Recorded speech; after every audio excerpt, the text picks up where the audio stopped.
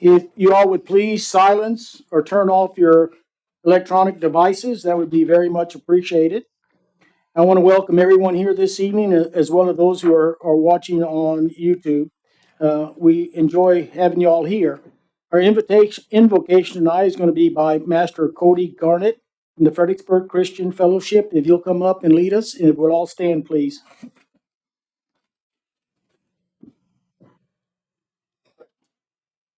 Father in heaven, we come before you, the creator of all things. We ask for your help tonight on this meeting. Thank you, Father, for your sovereign rule over all things. Thank you for your control. Father, we thank you for how your authority is evident in your church. Recognize and see that authority we need tonight. Public arena. Father, we thank you for the work that's going to be done here. We pray for grace upon tonight. Lots of conversation, lots of ideas, lots of thought, lots of passion. Father, we pray that you would help the city council, guide them, direct them, give them the grace to make wise decisions, clarity of mind, understand all the different parameters for each decision. Father, protect them from distraction, protect them from their own pride. They seek to submit the authority that they have to making decisions. Father, ultimately, we thank you for Jesus Christ, the one who has saved us from our sin, the one who, by his resurrection, given us hope for eternal life. Power of death, power of sin being broken. We pray that all that is done here, all that is said, be glorifying Christ. In Christ's name we pray. Amen. Thank you very much. Appreciate that. Our Pledge of Allegiance tonight will be led by Wes Pack. Wes, you'll come up and get us going.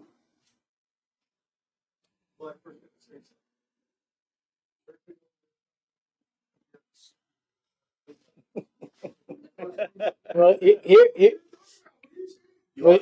here comes your chance. All right, let's spell this out.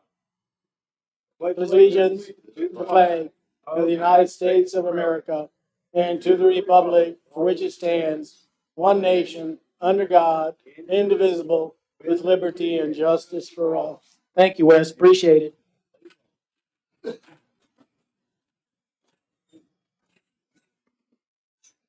That was a good one. Thank you. Employee recognitions, Kent. Okay, Mayor and council members, one of the most enjoyable parts that I have in council meetings is recognizing some of our city employees. And I wanted to share two recognitions for you this evening. Actually, these were just received in the last day or two. And first off, we have an employee on our sanitation department, Daryl Cott. We get regular accolades on Daryl. And this came from a Cheryl Ryan that I received today.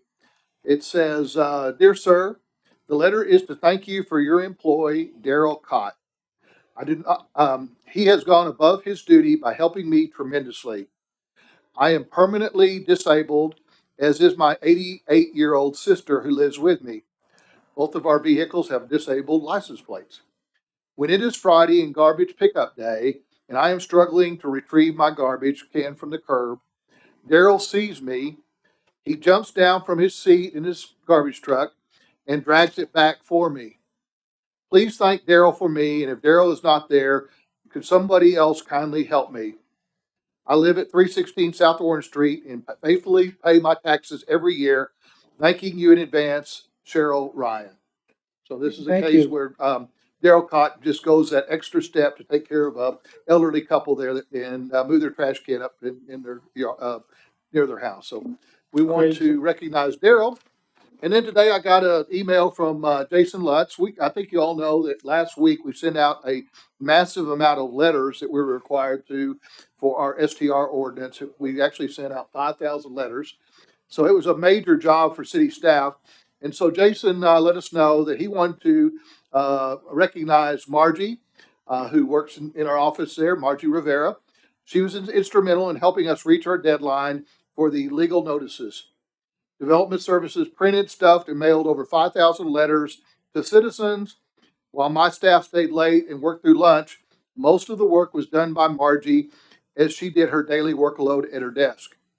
Margie has been a constant help for me in my first year and does not receive much praise for her work. I know I would appreciate it, and even though she won't say anything, I think she would also be appreciative if you were to pass along this information to City Council. I was wondering if maybe you could mention her in your city's manager's report. Sincerely, Jason Lutz. So Thank you very everybody knows much. Margie. I think you agree with that, right? Well, not only Margie, but the whole staff and everybody that works for the city, I think does an excellent job. Not necessarily perfect all the time, but do an excellent job and give good service to our citizens and community. Thank you, Ken. Appreciate it. Okay, we're gonna move on to public comment. We did have received one written comment. I just want everybody to know that. Our first speaker tonight on, speaking to agenda items would be Randy Bridley, and then Michael Manning, you're on deck. There'll be a 3-minute timing. You'll get a 1-minute warning.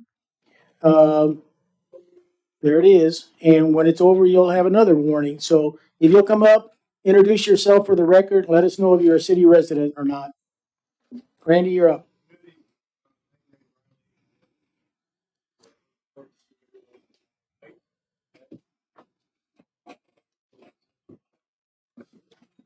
Yeah, excuse me, Randy, is that mic on? I want to be sure that's on. And you can reset his time. It's going away now, sorry. Go ahead and reset his time, please. All right, Thank I'll you. start over. Randy Bradley, city resident. We're going to reset your time. Give us a second. Not your fault. Okay, ready to roll, bud. All right, appreciate it. Randy Bradley, Pig 3. I am a city resident. Looking forward to everybody coming out tomorrow. Doors open 5:30, 6 p.m. start time, and appreciate everybody here. Randy, Yes. is this supposed to be an agenda item discussion? Oh, I'm sorry, just making you welcome for tomorrow night, but Yeah. I'm going to cover the noise thing right now. Okay, thank you, Randy. I Okay. appreciate you throwing that All in. right. I just want to get you on task. I'll Thank move you. to noise. April 23rd of this year, we started tracking noise as a subsection of the code violation. So we don't have a lot of data yet relative to that. Current noise citation, as I understand it, goes to the resident, long-term renter, or an STR guest. That's where it goes right now. So I'm looking for clarification that if a violation happens at a STR, the guest receives that citation, but it does not transfer to the owner of the property. I'm not a lawyer, but holding one party liable for the actions of a second party, to me, doesn't feel like it feels challenged. And again, I'd look to a lawyer to interpret that a little bit better than I can. Current ordinance violations reflect that 3 violations take place within a 12-month period that may result in having an owner's operating permits to be pulled. And that's a pretty significant punitive step, which would cause tremendous financial hardship for everybody. So we just advocate for fair and reasonable codes and codes to be enforced in line with what the violation might be. So thank you for your time. Thank you, Randy. Michael, and then Moses Sanchez, you're on deck.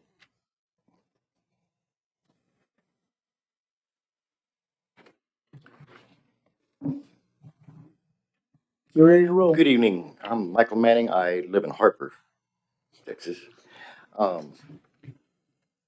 As some of you may remember, my maintenance position with a property management company is I take it to heart, as do I do your rules and regulations. We put up our signs for noise. We have our quiet times listed. We follow your guidelines as best we can. And I just wanted to reiterate that we really strive to keep that going. And this may not be the time or place, but I would like to say to the council members and to the Fredericksburg community, it is very easy to discuss and work problems out with all of you, the citizens, the council members, and you can't say that about a lot of places. Randy, I'm sorry, Michael, we need to stay on task. And I appreciate that. I appreciate. Thank you very much. Thank you, Michael. Appreciate your time on that. Moses Sanchez, and then Elvis Flores, you're up. Good evening. My name is Moises Sanchez, and I work with the grounds, landscape portion of Cozy. And we have a noise control area. We have signs. And with our equipment and what we do when there's neighbors at the side, we're respectful with them. If we try not to get there too early or be there too late. And if there's something that goes wrong or we have a good rapport with either side, I have not had any complaints with any of the neighbors. But like I say again, once our equipment goes on and we keep our equipment maintained, they're not very loud, and when we have guests, we have signs posted up, and we attend to it right away if there is a complaint, because there are people that may come and guests, but we're very quick to attend to whatever needs to be for the adjacent neighbors. And I want to say thank you for that this time. Thank you very much. Elvis Flores, and then Quanta, and I'm going to get as close as I can. Quanta Hemach Flores will be up next. Again, if you'll introduce yourself and let us know if you're a city resident or not, please. Okay, Thank you. yes, sir. Hello, my name is Elvis Flores, and I will be signing tonight because my brother's here and he's deaf. So I just want to say that I'm speaking for the meeting on the 7A on the noise complaint, and for that, I work for a company that does a lot of things with the noise. I've been working outside, landscaping, and myself, who works maintenance. I'll do a lot of things like cutting wood or drilling, and I just want to wonder.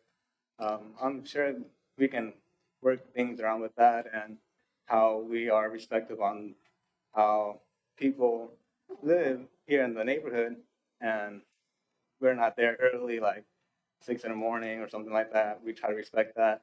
I go in at 9, I leave at 5, and with that, we have signs put up for people, guests that come and stay the night, and for them not to disturb the people around the neighborhood. Because I live here. I live, in Alamo Springs, close to the burger place.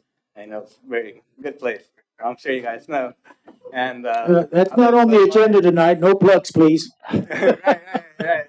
There's another place now in Midway. I forgot the name of it. It's very good too. But I live here and I grew up here.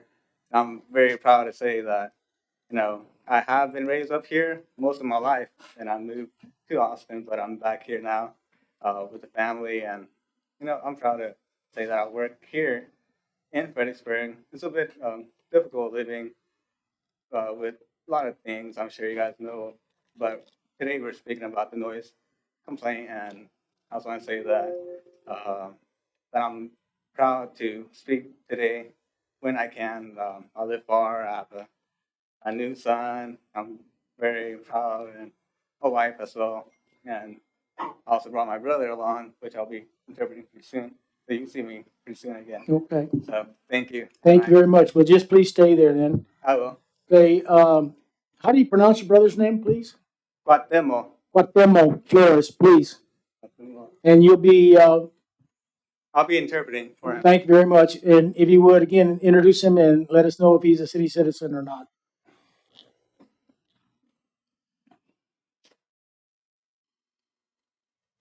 Hello, my name is Guatemo. I'm deaf here and I work for Cozy. And I just want to know that with a noise complaint, um, that I work with landscaping and I try to make the house, real nice and showing for the people here at the neighborhood, make it real beautiful.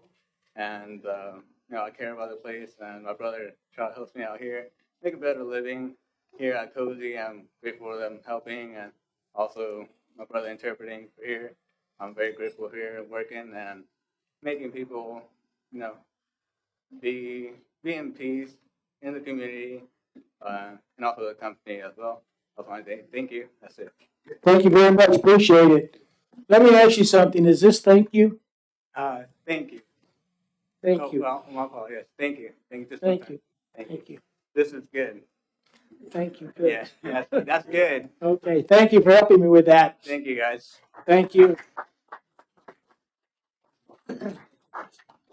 Leslie Spraggins, and then Jeffrey Moore, you're on deck.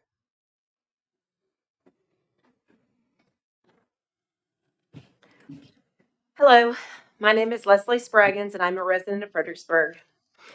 I spoke with you 2 weeks ago opposing the sound ordinance as it was written, and I asked that if you must impose a decibel amount, that you make it enough so that a family can have a conversation in their backyard without the fear of city violations.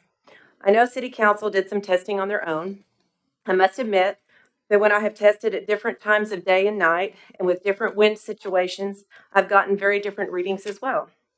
I would put forward that the noise sampling can be variable due to the environmental conditions.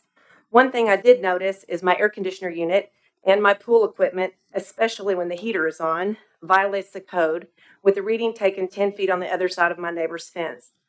I would just like to say that there's so many different lot situations in Fredericksburg that it does not make sense to have a one-size-fits-all policy for everyone when it comes to noise. I realize that you're probably rewriting this ordinance to try and control noise from the STRs, but in turn, you're penalizing your own citizens for trying to use their backyards. All of my readings were out of compliance with no talking. When I mixed in 4 people having a normal conversation from 20 feet away over a fence, they could be up to 75 decibels, and this was without any laughing. If there was some laughing occurring, it went much higher.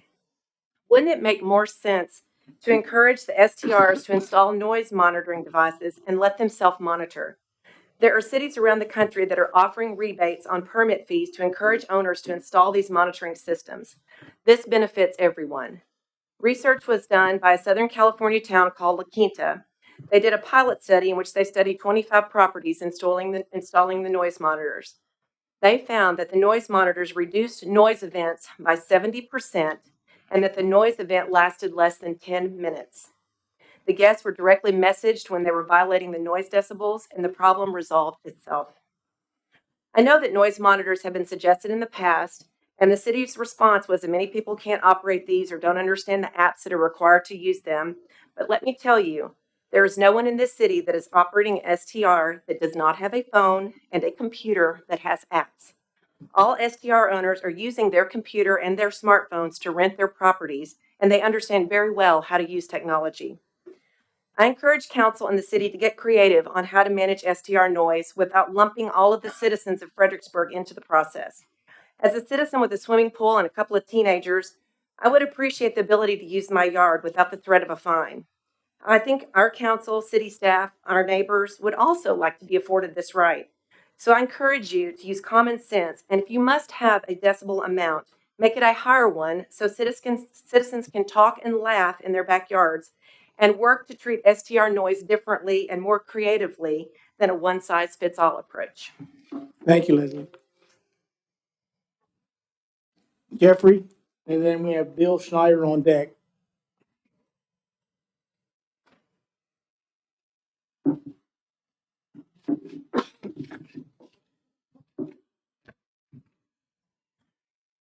Good afternoon, City Council members.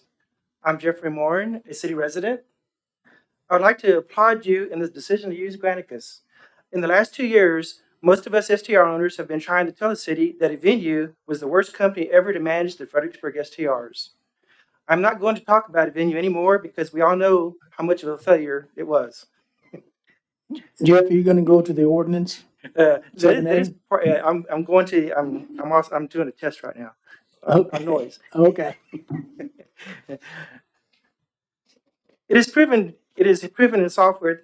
It is proven in its software use throughout this country. I believe they are being used in more than 390 communities. I believe the city will be very satisfied with it, mainly because of the data it can accumulate and report. Granicus should be able to tell us exactly how many STRs are in town. In addition, they can tell us how many are in R1 and R2 and other zones. They have the ability to tell us who is violating our ordinances and to pinpoint those violators. As STR owners, we will have the ability to file our permit applications online and remit our payments immediately. We will be able to file our hot taxes online. Basically, the city will not have to guess on what is actually happening in our town anymore. The city will have accurate data at their fingertips and available immediately. Jeff, I'm gonna stop the clock for just a second. Uh-huh. Explain to me how this is in relationship to the sound ordinance again. He's on a different thing. Oh, I am so sorry, Jeffrey. That's why I stopped the clock. Okay. Thank you. That's Okay, fine. apologize. All right. Thank you. So noise, parking, trash, and lighting violations should be taken care of on the spot. I have 2 items of concern. One is loss of STR permit for 90 days. I feel that with this new software, the city will be able to monitor violations much more accurately. This is a plus for everyone. But with some bad guests, it would be extremely easy to rack up 6 violations, and I would like to recommend this be changed to 6 violations in 90 days, not a year. My second item is request, with all this new data the city will be receiving from Granicus, wouldn't it be an appropriate thing to do and wait for 6 months to a year to gather insightful and useful information on the very important STR community in our town? The economic impact of STRs in Fredericksburg is immense. The city would already be enforcing the noise, trash, parking, lighting ordinances, which would protect all neighborhoods. I believe Granicus will be able to weed out any multiple STR violator, and either they straighten out or lose their license. So wouldn't it be prudent to wait for 6 months to a year and passing any extreme STR ordinances without first using this new Granicus data? Noise violations, as an example, while I sat here earlier, I recorded the decibels with this calibrated decibel meter. Set on level A, slow mode, as required by the city code, with a 30-second average. Everybody in here recorded about 66 to 68 decibels. And the lowest recording I got was about 58, with hardly anybody talking. These guys, and this is also like when you have your, I'm gonna be in a violation here pretty soon. So anyway, get these things calibrated. Kind of like radar guns. Thank you, Jeffrey. Appreciate it. Bill Schneider, and then Emily Reed, you're on deck. Thank you. My name is Bill Snyder. I'm a resident in the city. I'm going to tell you why noise monitoring devices and decibel readers don't work. Neither work to control noise because they only identify a problem after it exists. So if there is a problem with noise and someone is alerted, the residents already know it. So if I read correctly, street parking will be allowed based on 1 car per 22 feet of footage for short-term rentals. I attended the city council meeting at the Cardinal Room at Lady Bird Park months ago. Mayor Keeney made a comment that he did not want Fredericksburg to look like a used car lot. In many areas, it already does. Now, allowing it will just make by allowing it, it'll just make the problem worse. That decision is not only disappointing to residents in R1 areas, it must be a disappointment to the mayor because he did not want it to look that way. In finalizing the new rules and ordinance, I hope the city council does not lose sight of the fact as who the proposed rules are trying to help: the residents. These proposed changes came about because of the citizens' input meeting held at the Pioneer Pavilion. The changes are to help residents, neighborhoods, and quality of life issues, and are not designed to help business interests in R1 areas. I have heard that neither side will be happy with the proposed changes and will need to compromise. My question is, what do residents in R1 areas have left to compromise? In many cases, neighborhoods have been destroyed. I'm gonna time you out for just a second. I'm beginning to lose the noise ordinance part of this. My next sentence. Okay, thank you. I didn't mean to interrupt, but I just want to be sure I'm on track. No problem. Thank you very much. Continue, please. In many cases, neighborhoods have been destroyed and quality of life has been impacted by loud noise at all hours of the night. Mayor Keeney, you were in my backyard 6 years ago. When you saw the party facility, your comment was, "That's a problem." It continues to be a problem. As recently as this past Sunday, at 2:30 a.m. What could I compromise that has not already been compromised? Residents are looking for relief from a long-standing problem, not a compromise. Thank you, Bill. Appreciate it. Emily, and then Reed, and then we have Jet Hermuth on deck. Hello, I'm Emily Reed. I'm a resident. And I want to thank y'all for attempting to sign to my colleague. I am not good at signing, so I won't try because I said a bad word last time I tried to say good morning. I was advised not to sign. So I want to thank y'all for your time and your energy, and I'm very sure that you're tired of talking about STRs. So I just want to thank you that you're continuing to have that conversation. It takes a lot of energy. As far as noise goes, I have 4 children and we like to watch movies in our backyard. And so I'm a little concerned, just for me personally, what that means. Luckily, I have fantastic neighbors and they pull their lawn chairs out and they watch the movie with us. So hopefully I'm okay there. But I do want you to know that we are aware of noise being a problem, right? In any type of tourist economy, it can be an issue. For our short-term rentals, we do have signs posted in the backyard of the quiet hours. And if we have a house that tends to lend itself to larger groups, that's also in the check-in instructions. And my customer service agents reach out personally and remind them that we are supposed to be good neighbors. Okay? Something else that we do, and why a lot of my landscaping and maintenance crew are here, is because they are scared to death that they're being too loud, and that's why this is on the agenda. I know that's not why. But I just think it's very precious. That's why they're here. So I want you to know that this is very meaningful to everybody that works with us. We want to do a good job. We want to do the right thing. We want to be partners with you. We want to make good decisions with you. And we hope to see you at the summit tomorrow and have meaningful conversations. And I'll leave you with this. I have many mentors in my life. I think mentors are important. I have one by the name of Rita Pearson. And she said that no meaningful change ever occurs without a meaningful relationship. I think if we have better relationships, we can make a meaningful change, and that will make a meaningful impact in our community. So I hope to see you tomorrow. Look forward to it. Thank you. Appreciate it. Okay, Jeanette. And then Russ York, you're on deck. Jeanette, I see you're going to speak to 3 different items, 7A, 6A, and 8B. Is that correct? Yes, I'm going to try. Depends on time. First of all, just a couple corrections on the minutes. Jeanette, would you introduce yourself again, Yes, please? Jeanette Hormuth. I live in Fredericksburg. Thank you. Still. Okay, so on the minutes, let's see, the last minutes from last thing at the end, it says Jeanette Hormuth, city resident, spoke regarding citizen cease and assistant affidavit. It's called Citizens Demand to Cease and Desist Maladministration Activity Affidavit. And then also she provided additional 76 signed, it says affidavits. We supplied 76 additional notices. Those are a little different than the affidavits. Okay, so anyway, I have that here if you want to look at it. But all right, and then the other one is on the public comments, or the public comments from the meeting before January 3rd.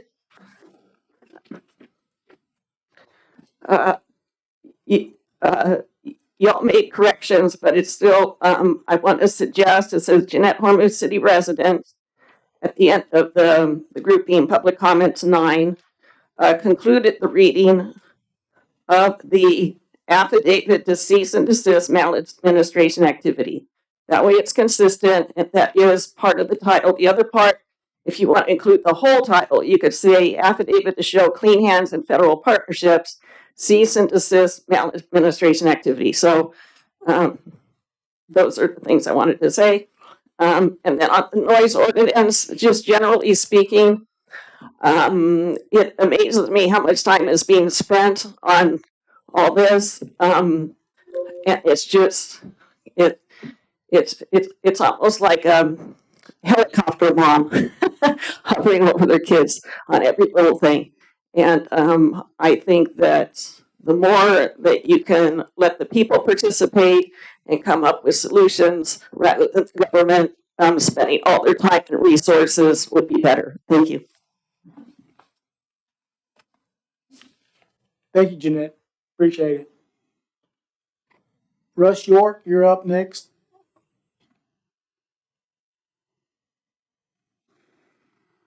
I recognize the bow tie, young man.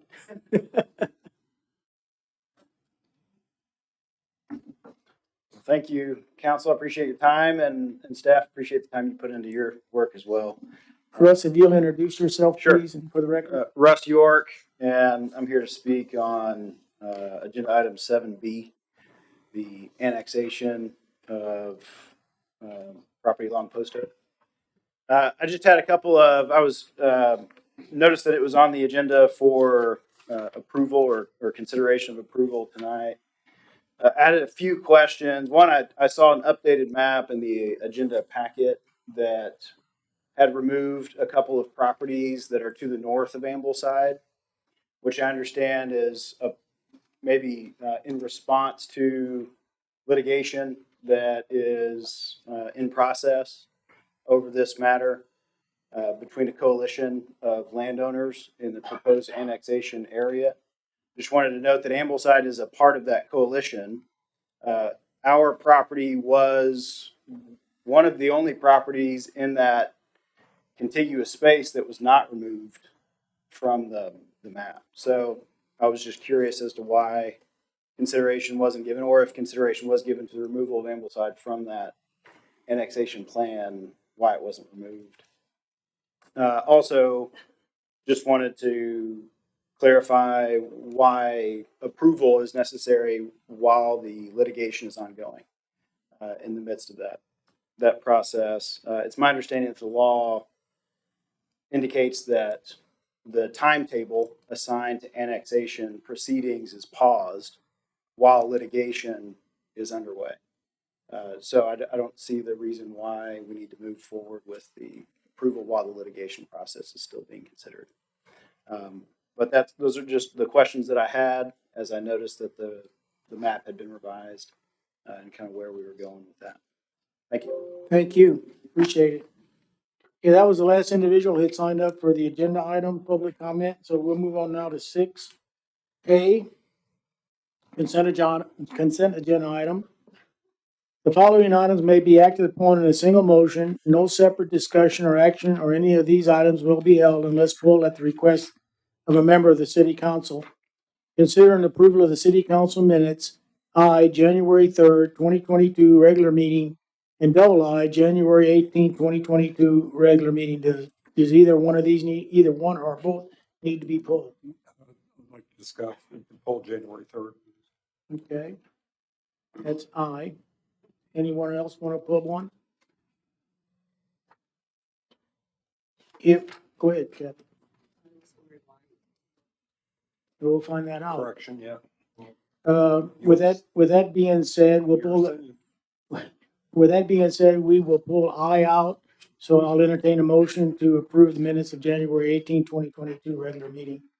I move to approve as presented. Have a motion by Jerry, Second. second by Tom. Any further discussion? There is none. All those in favor? Aye. Opposed? There is none. Motion carries 5-0. Hey, Tom, January 3rd, 2022 regular meeting. Thank you, Mayor. Page 8, under D, considered award of American Rescue Funds. Paragraph 1, 2, 3, 4, 5. Pastor Bobby Vitek, and Vitek is misspelled.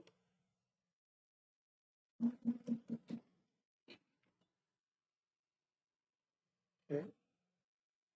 That's it. Very good. We heard the correction. We strive for accuracy. Okay, with that being said, any other comments on I, January 18th, 2022? I move to approve. Have a motion by Jerry, Second. second by Tom. Any further discussion? There being none, all those in favor? Aye. Aye. Opposed? There is none. Motion carries 5-0. Moving on to item 7A, consider the ordinance approval of ordinance 2202 on a second reading to amend Article V1 noise and sound level regulations of Chapter 20 of the Code of Ordinances by making revisions of clarity and by establishing different distances for measurement of sound in residential zoning districts and by repealing the sunset provision for providing an effective date. Brian, you're the man. Good evening, Mayor and Council. Brian 4-hour Patrol Lieutenant, Fredericksburg Police Department. We're here for the second reading on the current version of the ordinance proposed for the noise and sound level regulation.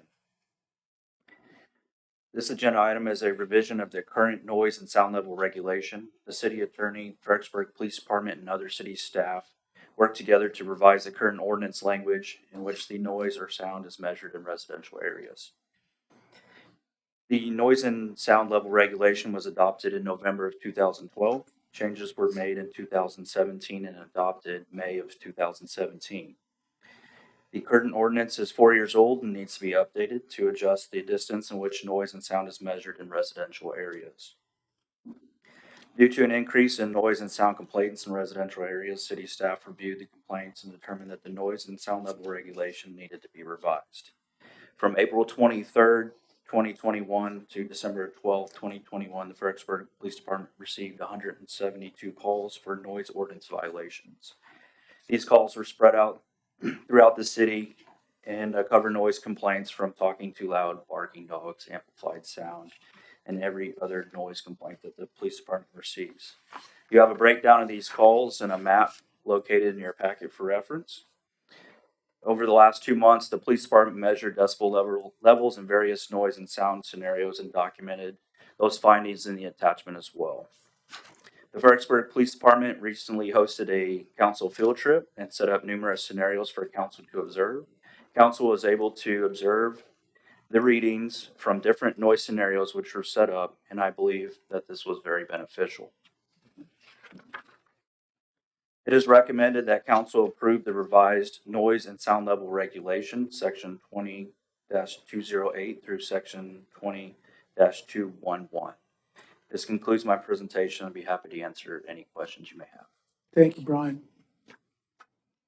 I'll start with Bobby. Do you have any questions on this? No questions. Okay. Jerry? No, this ordinance, I mean, we did the readings and we kind of checked everything and listened to them and had different scenarios with the hot tubs and the speakers. He had a 100 decibel speaker going. And with that, we did readings 10 feet from the property line and we looked and listened, saw what the readings were. The readings were right around the 55 decibels. My question was, you don't want to be an a-hole on this stuff, but you want to go ahead and give them a little bit of leeway, especially kind of like on Friday and Saturday nights. That's when most of the activity is in the B&Bs. I was concerned with that. But then again, when you get into R1, I still say that this R1 should be owner occupied. I know there's a big difference. Concerns are the B&Bs are coming in with 8-foot fences. It looks like a stockade there. When you are able to look across the fence and see your neighbor over there and talk to them, that's gone. That's a concern. I have concerns when people are surrounded by B&Bs, and I've seen some of the videos that they've taken, and the noise and the language that was used is just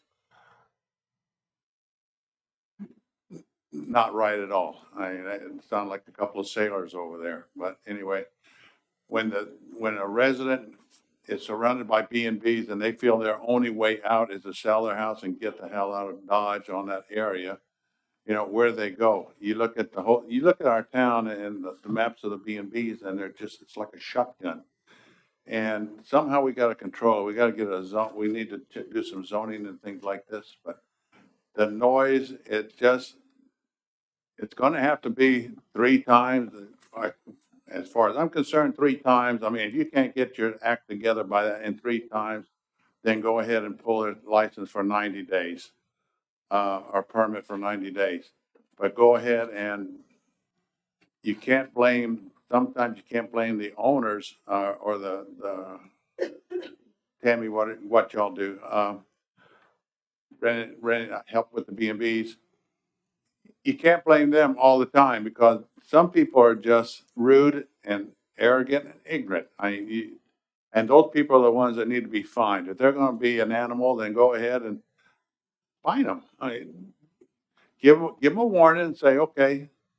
And if they crank it back up again, I was talking to one guy at church the other day, and he said, I went over there and I told him, I said, I wish y'all would shut it or take it inside at 2:00 in the morning. When they didn't do it, he said, I got the water hose out, and he said, I started squirting with the water hose from my side of the fence. He said they did take it inside, but that shouldn't have to be. There's sometimes retribution there, and that's not. I'm a homeowner, and I want to be able to enjoy my home. I want to be able to sit on the back porch and talk. We're not saying that in this ordinance. When we do the ordinance, we're not putting it in stone. I mean, if it doesn't work out and it's not working out, then we change it. But we have to have some guideline for the officers to go out there with a meter and take the reading and go ahead. If it's high, just tell them, give them a warning, say, you're too loud, you need to turn it down a little bit. If they can't do that, then pay the piper. I'm going to be satisfied with it right now, for now, so. Thank you, Jerry. Tom? I don't have any comments. I think the ordinance, the new ordinance as written, a lot of effort's gone into it. I don't think that we should be spraying water on our neighbors, but I don't know that there's anything wrong with, you got somebody next door that won't shut up. You put your clip-shorn speakers up against the wall and you get out your Bach toccata and fugues and you just crank it up, and they will understand the beauty of classical music late at night. Thank you. Thank you, Tom. Kathy? I think the noise ordinance is fine as presented, and I won't reiterate, but I will agree with everything Jerry just said. Thank you. I appreciate Brian having us have the field trip, and I learned a whole lot. I have a swimming pool. I have grandchildren, and I'm concerned too that we still want to enjoy our backyard. And from the adventure I had out there with different scenarios, I feel pretty comfortable that we can continue to use our backyard in the appropriate manner with the current ordinance that we have. As Jerry said, this is a living document.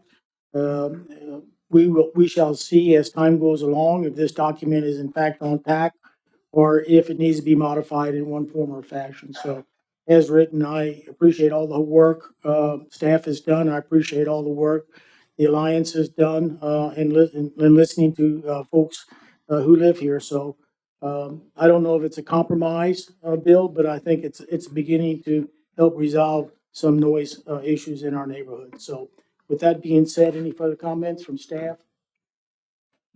Council? With that, I'll entertain a motion. Mayor, I move that council approve revised Article 6, noise and sound level regulation, section 20-208 through section 20-211. Okay, I have a motion by Tom. Do I hear a second? Second. Second by Kathy. Any further discussion? There being none, all those in favor? Aye. Opposed? There is none. Motion carries 5-0. The next three items, I'm going to read them, 7B, C, and D. I'm going to read those out, but we will not be acting on those until we've come out of executive session for legal counsel on this. 7B being consider the approval of ordinance 22-06 annexing the city approximately 72.5 acres north of South Bowie Street, Gillespie County, Texas, extending to the corporate city limits so so as to include said territory, granting all inhabitants and future inhabitants of said territory all the rights and privileges of the other citizens of the city, binding the inhabitants and the future inhabitants of said territory by any and all acts, ordinances, resolutions, and regulations of said city, and adopting an annexation service plan for the annexation of municipal services into said territory and the construction and maintenance of public utilities related to such annexation. City Council may waive the second reading. B, consider the approval of ordinance 2022-07, adopting a change in the comprehensive plan of the city, specifically in land use map, as to approximately 72.50 acres of land generally located on the west and east sides of Post Oak Road from West Live Oak to 2,800 feet north of South Bowie Street, changing said property from rural residential RR, low-density residential LDR, parks and open space POS, and commercial C to low-density residential LDR, minimum density residential MDR, and commercial C, providing that the change become part of the comprehensive plan and providing for an effective date. The city council may waive the second reading. 7D, consider the approval of ordinance 202208, amending the zoning ordinance of the city and establishing the zoning districts as approximately 72.50 acres of land generally located on the west and east sides of Post Oak Road and on the West Live Oak to 2,800 feet west feet north of South Bowie Street, situated in the city, establishing said property as single-family residential R1, mixed residential R2, and neighborhood commercial C1, and providing for an effective date. City council may waive the second reading. These three items will be taken up once we come out of executive session. With that being said, I'm going to move item 8D now to the agenda, and 8D is consider the approval of a contract for the architectural service for police and municipal court project to Lopez Salas Architects. Braxton?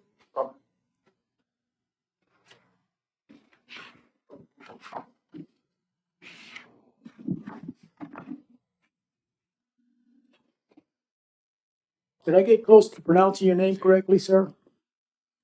Mine? The name of the firm, Lopez Salas, yes. Yeah, thank you. You got it. Thought you were asking me. Good evening, Mayor and Council. Braxton Raymer, Fredericksburg Police Department. I'm the Special Services Lieutenant. I'm here with Robert Lopez of Lopez Salas Architects. I'm here to present the process we use to select an architect for the Police Department Municipal Court project, as well as the contract from Lopez Salas Architects to provide preliminary design services to the city. Just for a little bit of background information, the process that we used, we posted a request for qualifications and we had 16 architectural firms respond, which was quite a few. Did you say 16? 16. Wow. So we had 16 firms respond. We constructed a panel to do the initial rankings, which included Assistant City Manager Clinton Bailey, Chief of Police Steve Wetz, Municipal Court Judge Shelley Becker, Lieutenant Brian Foyer, and myself. If you can skip to the next slide, please. The criteria we used for the initial rankings included a cover letter, basic qualifications, ability to perform, technical capabilities. Next slide. Performance history, proposed approach and scope of services to be provided, geographic proximity, and any additional information they want to include in their statement of qualifications. Next slide. Of the 16 firms, we ranked in order as follows: PGAL, ADG, BRW plus Mustard Design, and Lopez Salas were the top four, which we interviewed. Next slide. For the interview, we used a criteria of project understanding and approach, project team's experience, questions and response, and references. After that, the board or the panel was unanimous with Lopez Salas as our top firm choice. Next. Lopez Salas is a licensed architectural firm that was founded in 1999. They're based out of San Antonio, Texas, so they're pretty close to us. They've got 11 staff members, and they've had extensive experience working on public safety, courtroom projects, schools, and similar. Next. Lopez Salas on this project is working with another firm out of Dallas. It's BVG4. Pretty much the projects on the left are projects that Lopez Salas have completed. The ones on the right are those that BVG4 has, or actually Melissa Brand Vokey had. They've had a number of projects of public safety with the San Antonio Public Safety Headquarters, Buda Police Department, and EOC. Anything that's highlighted in blue are projects where those two firms have worked together, so they already have a previous working relationship on doing projects like ours. Buda Police Department was one project that Lopez Salas had completed. It's a 14,000 square foot project worth about $3.7 million. A little bit smaller than the project we're working on. This one started in 2015 and was completed in 17. Next slide. San Antonio Police Headquarters is a project much bigger than ours. It was 243,000 square foot, 6 stories with a 9-story parking facility that was worth about $57 million. And I included this one. This was something that Lopez Salas had worked on. It was the Kendall County Courthouse, which probably many of you are familiar with. The architectural design, the brick, those are very similar to what our facilities look like here in Fredericksburg. So I thought that was just a good example to show y'all. So the proposed construction site where most likely this project will go is at 301 Friendship Lane, which is the property immediately east of the Consolidated Warehouse. Next slide. And Lopez Salas, they provided us a preliminary site plan. This is obviously very, very preliminary. It may look nothing like that, but it gives you an idea of how we could utilize the property. And most importantly, try to preserve those trees. That's okay. You can leave it there. Here. So in the current budget, we budgeted $85,000 for preliminary site design. The design study that was provided in the contract by Lopez Salas is worth $82,255, so it's within our budget. We're looking at approximately 20,000 square foot for the municipal court, and police department, with 8,000 square foot for a police warehouse. Very preliminary estimates are $8 to $9 million on the project. In the contract that Lopez Salas has provided us, the service that will be provided are evaluation of the program, preliminary site investigation and analysis, conceptual site plan, conceptual floor plan, exterior elevations, and opinion of probable cost of constructions. Next. Any questions for either one of us?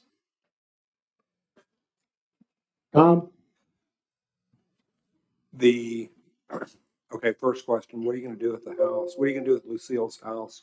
Is it going to be Fahrenheit 451? Probably so. Okay, good. It is, it's going to be demolished by the city. Okay.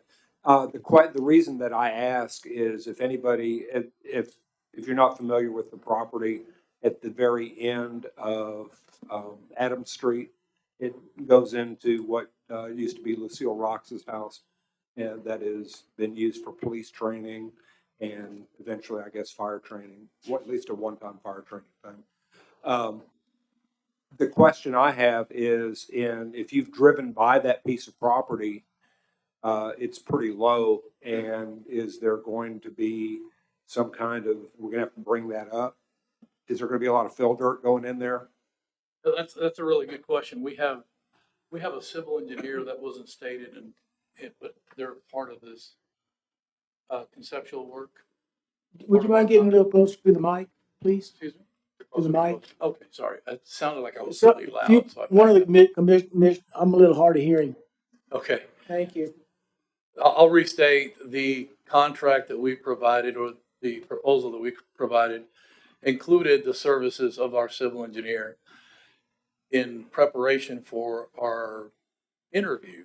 Of course, there was a lot of discussion back and forth between the architects and the engineers, and the site was really a part of the discussion. We're utilizing a civil engineer that's sort of local. I think he's out of Bernie, but he's in this area. He's done a lot of work in Fredericksburg. Very familiar with your site.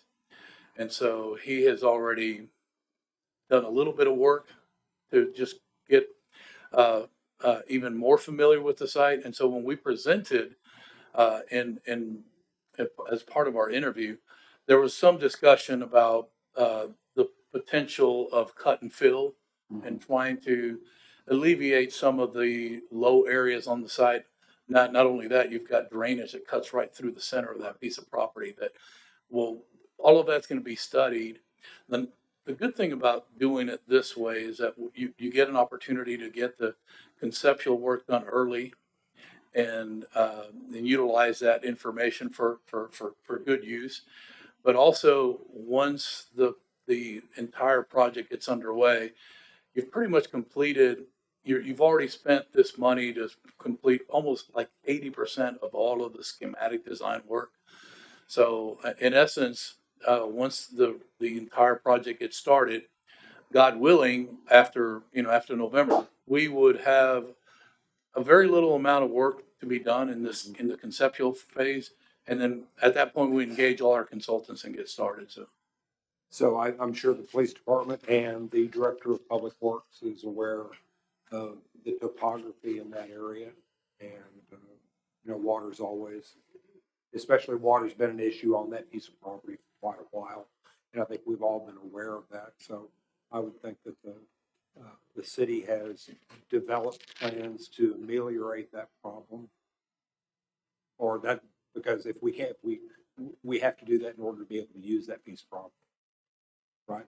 Yeah, our engineering staff will be directly involved in looking at the site, and we're aware of the flooding issue over there, Tom, and we may have to add a drainage structure of some type to take care of that, but yeah. You gotta do what you gotta do.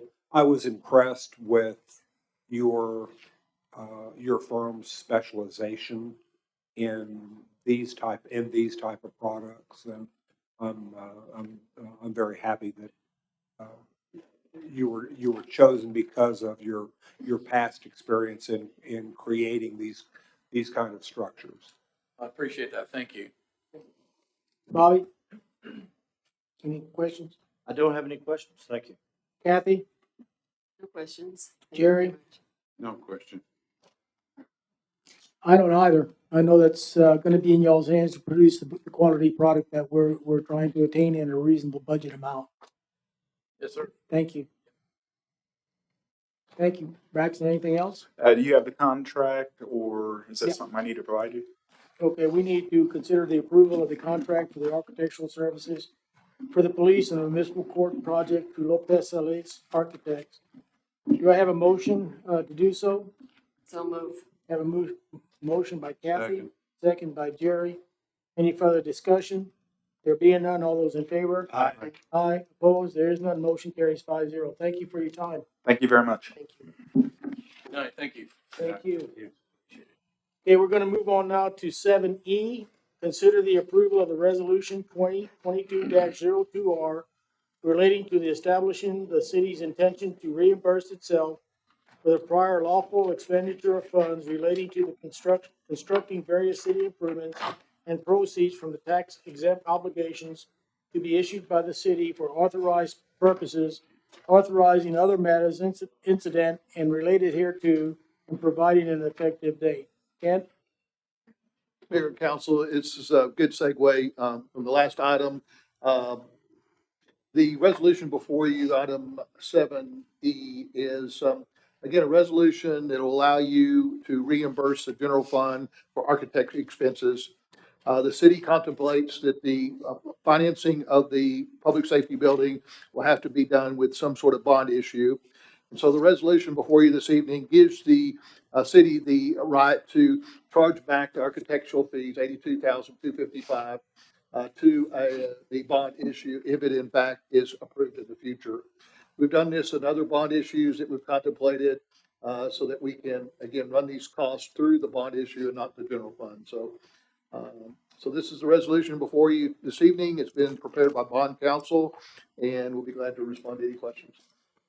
Thank you, Kent. Jerry? No. Bobby? No. Tom? No question. Kathy? I have none either. Okay, so I will entertain a motion to approve, resolution. Mayor, I'm sorry, go ahead.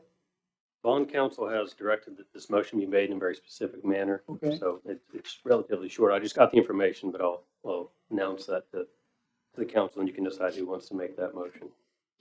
So the motion needs to read, I move that the city council adopt a reimbursement resolution. And then you can identify the resolution by number. Let me write that.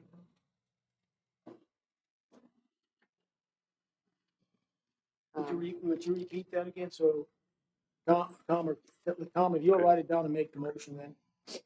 I move, Oh, or Kathy. Oh, you already passed it over? Good. I've got it written down if somebody wants to Okay. read it. You want to just pass it over to Kathy? That'd be fine.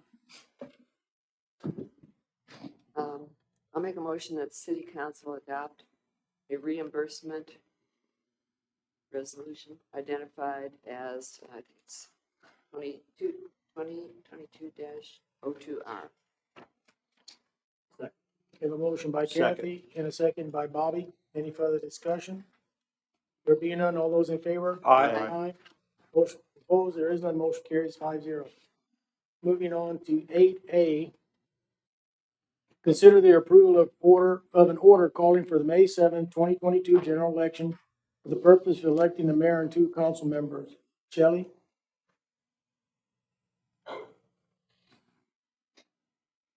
So before you is the ordinance calling for the election. This ordinance also includes the proposed dates of early voting. The early voting dates are set, but this is the proposed time. There is a provision in the law that reads that we have to be open office hours. So City of Fredericksburg office hours are 7:30 to 4:30. There is a new provision this last legislation session that we no longer have to have 2 12-hour days. That's good. It's up to you if you want them. I wrote the resolution without them. I did write the ordinance without, or the order without them, but I did write the order with Saturday voting from 8:30 to 11:30. This ordinance also includes the site. Voting will be at the Girl Scout cabin, and election day is 7 a.m. to 7 p.m. And that will be held at the middle school library. Okay. Questions, Kathy? No questions. Tom? No question. Bobby? No questions. Jerry? 8:30 to 11:30 on Saturday? Shouldn't be longer, We're supposed to do 3 hours. just 3 hours? I mean, we can do longer. It's your order. That's for early voting. Just early voting then? No, that's fine, that'll work. I have one comment, and I'm sure this is necessary to be in there by state law. Where I read precinct 1 through precinct 4, to me, that could cause some confusion for people who live outside the city limits, and those precincts might want to try to come in to vote. Is there any verbiage else you could use there? Are those voting precincts? Those are the City of Fredericksburg voting precincts. Okay, but again, to me, it's a little confusing. So we might style that City of Fredericksburg voting precincts 1, 2, I mean, 3, is that and a- 4. I can add that in there. I think that would clarify that, because if I lived in precinct 1 or in precinct 4 out in the county, I may go, hey, look here, I can come and go vote. If that's proper. I think 1 through 4 is now just the city. But I will add that in there. Okay, thank you. Would you mind, just for clarification, reading the dates for us, please, for the record? For voting? So early voting begins April the 25th and it ends on May the 3rd. So the 25th through the 29th is 7:30 a.m. to 4:30 p.m. Saturday, April the 30th is 8:30 a.m. to 11:30 a.m. Okay. May the 2nd and May the 3rd is 7:30 a.m. to 4:30 p.m. I need to make that correction on. And then May the 7th is Saturday, and that is 7 a.m. to 7 p.m. Okay, so May 3rd is 7:30 to 4:30? 7:30 to 4:30. Thank you. I was looking at that and I was a little on the confused side again. Okay, 4:30. Kept changing back and forth. I didn't know if I should put it in Okay. them normally or make the change. No, I appreciate that. I wanted some clarification. Thank you very much. Okay, with that being said, gentlemen and ladies, or lady, I'll entertain a motion. Mayor, I move that we order or we call an election on May 7th, 2022 for general election for the purpose of electing a mayor and two city council members with the times specified by the city secretary for early voting and election day on May 7th. Have a motion by Tom. Do I hear a second? Second. Second by Bobby. Any further discussion? I'm sure there'll be plenty of good signage out to help direct people how to get to the voting polls. Yes, sir. Okay. With that, any further discussion? If not, all those in favor? Aye. Those opposed, same sign. There is none. Motion carries 5-0. Going on to 8B, consider the reconsideration of the July 19, 2021 City Council regular minutes. Shelley?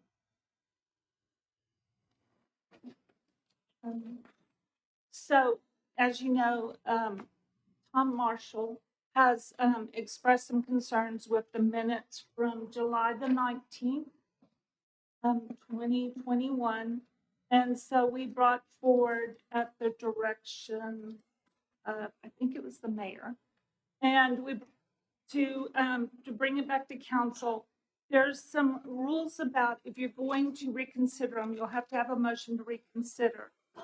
And then you'll have to have a motion to approve if you change. I did put Mr. Marshall's requested what he wanted in the minutes, and then I also provided just a simple going to what we're doing now is just listing the topic of what citizens speak on. Thank you. Mayor, I move that we reconsider the minutes. We have a motion by Tom, second by Kathy.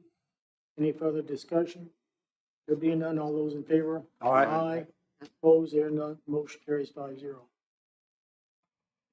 You mentioned something about a second motion, but that's not on the agenda, or is it on? Yeah, it's all part of it. Okay, go ahead, Tom. So the reconsidered motion, I guess, Daniel, if you will correct me if I'm wrong, the proposed correction to the minutes, the minutes right now read, Tom Marshall, city resident, spoke regarding the Texas Constitution and feels that any directive related to COVID voids the Constitution. The proposed correction is Tom Marshall spoke about the Texas Constitution and the provision contained therein where laws or directives are null and void if they impact negatively on constitutional rights.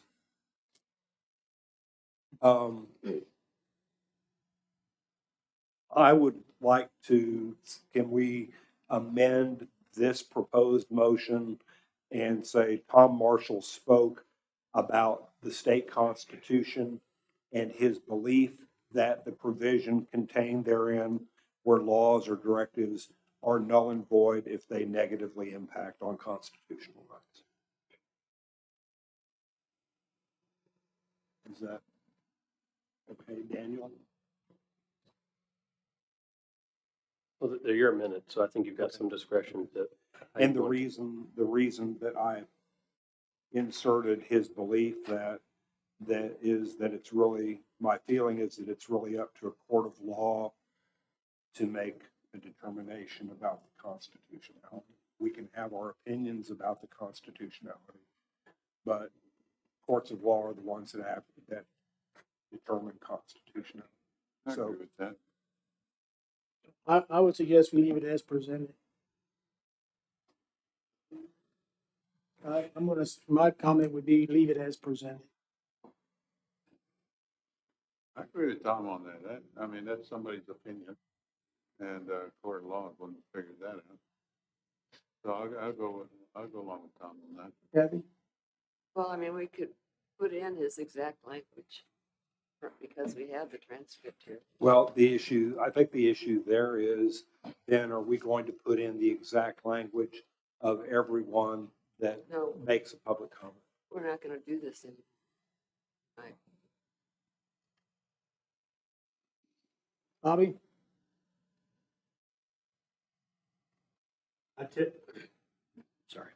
I tend to agree with Tom. Okay.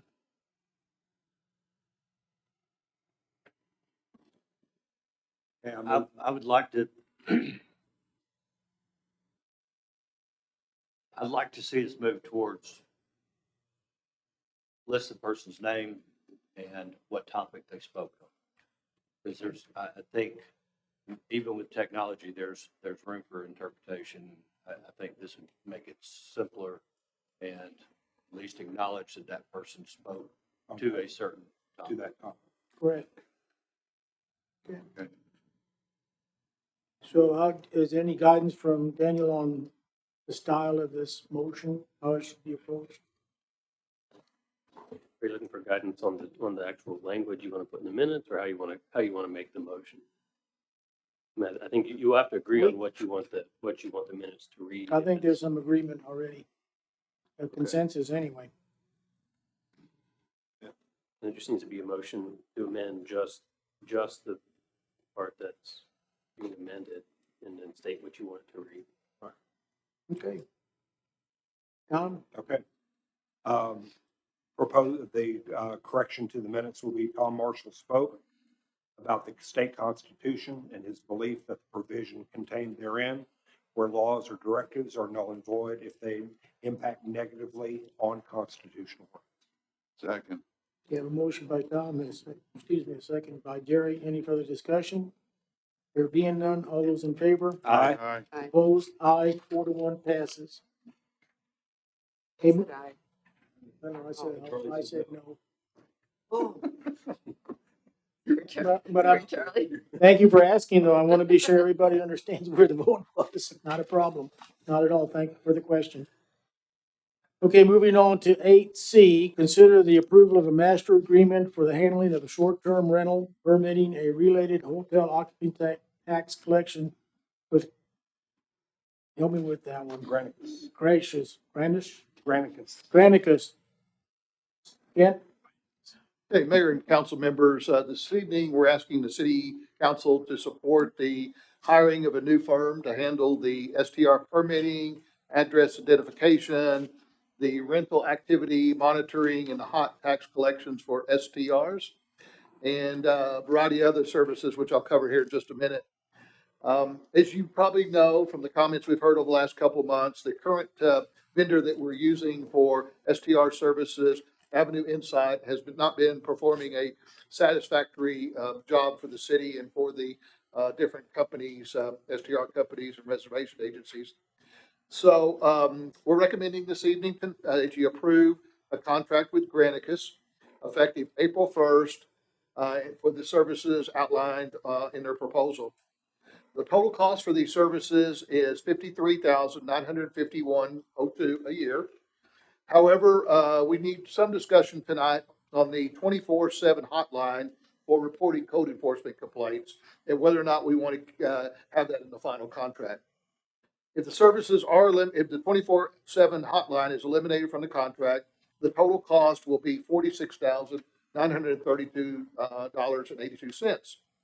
So for purposes of comparison, keep in mind that last year, the city paid Avenue Insight $130,334. So we're looking at least a 60% increase, a very dramatic increase in what we paid for the Avenue Insight contract.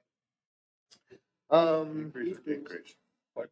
Increase or decrease? Decrease, almost a $80,000 decrease from what we're paying for Avenue Insight. We have, over the last year, we've tried to work out our differences, and with Avenue Insight, we've had a number of meetings involving city staff and Avenue Insight representatives. And really, we haven't seen much improvement as far as their responsiveness, the data that we can get from the firm, and just a variety of different problems that they have not been able to address. So about 3 months ago, we decided to go out for requests for proposals from other STR services that are currently working with other cities around the country. Our preference was to retain a vendor that had some really specific experience with cities like Fredericksburg that handled quite a few STR permits. And so we received a number of proposals, and following receipt of the proposals, the city staff selected two vendors, Granicus and GovOS, for interviews. These interviews were held in December, and it was conducted by a team of city staff members.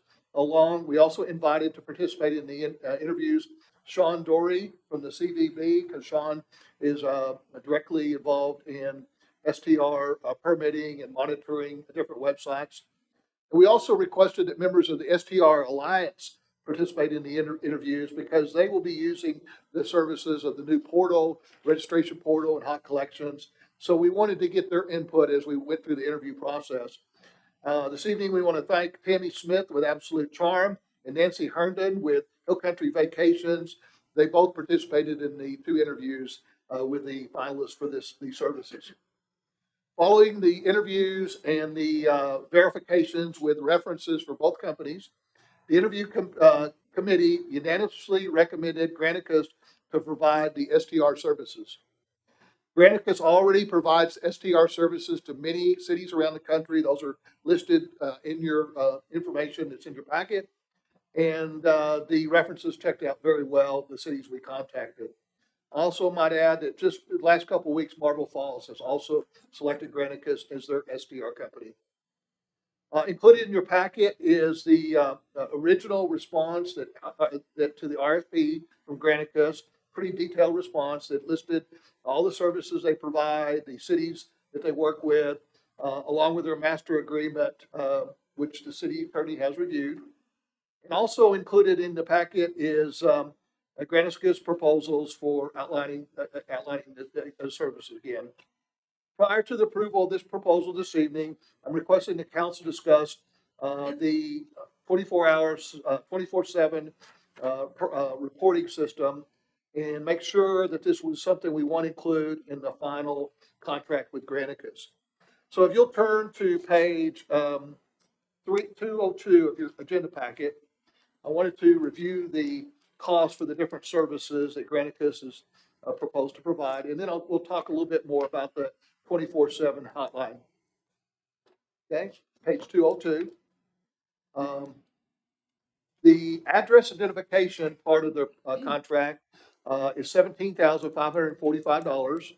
And this is where the company goes out and scrapes different websites. I think it's about 60 different websites that promote and advertise STRs around the country.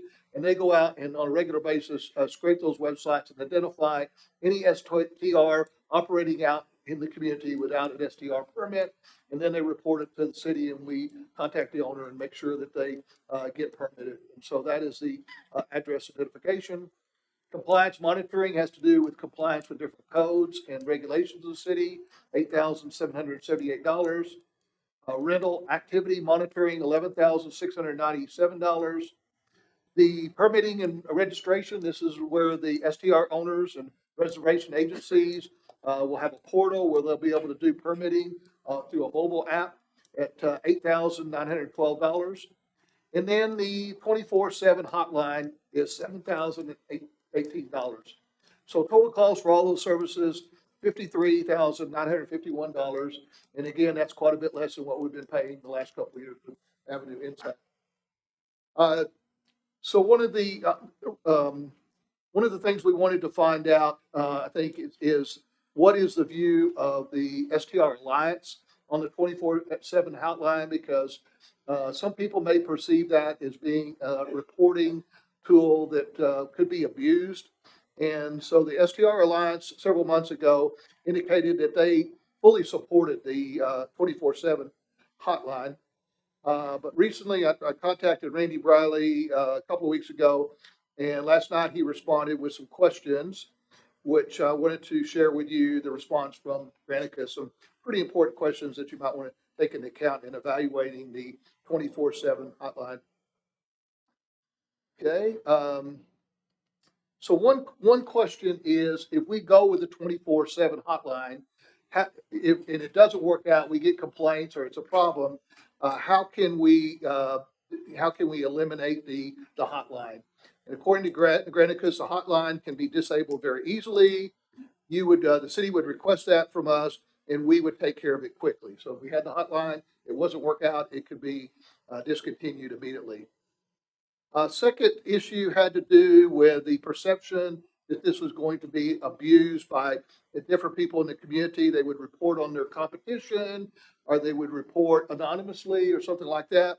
So according to Granicus, the hotline has been a major concern, and that is why we have taken major steps to ensure there's a process to qualify and properly vet these complaints. The city has an option to require the necessary information from the complainant and not allow any anonymous complaints. So in other words, we can ask for the phone number, the email address, and other information from the complaint before we could even consider the complaint. Granicus says this is the approach communities normally take to ensure they're receiving legitimate complaints. Granicus also said that they provide what's called an audio video picture proof so that you can download or upload information in your complaint. In other words, if you want to take a picture of it or want to take some other audio of that, you can actually add that to your complaint as a proof of the infraction, and that can be a part of the online complaint process. The city also has the option for the software to text the complainant a link to where they'll be able to upload this evidence, digital proof. This makes the process extremely easy, as the evidence was most likely captured by the complaint's cell phone camera.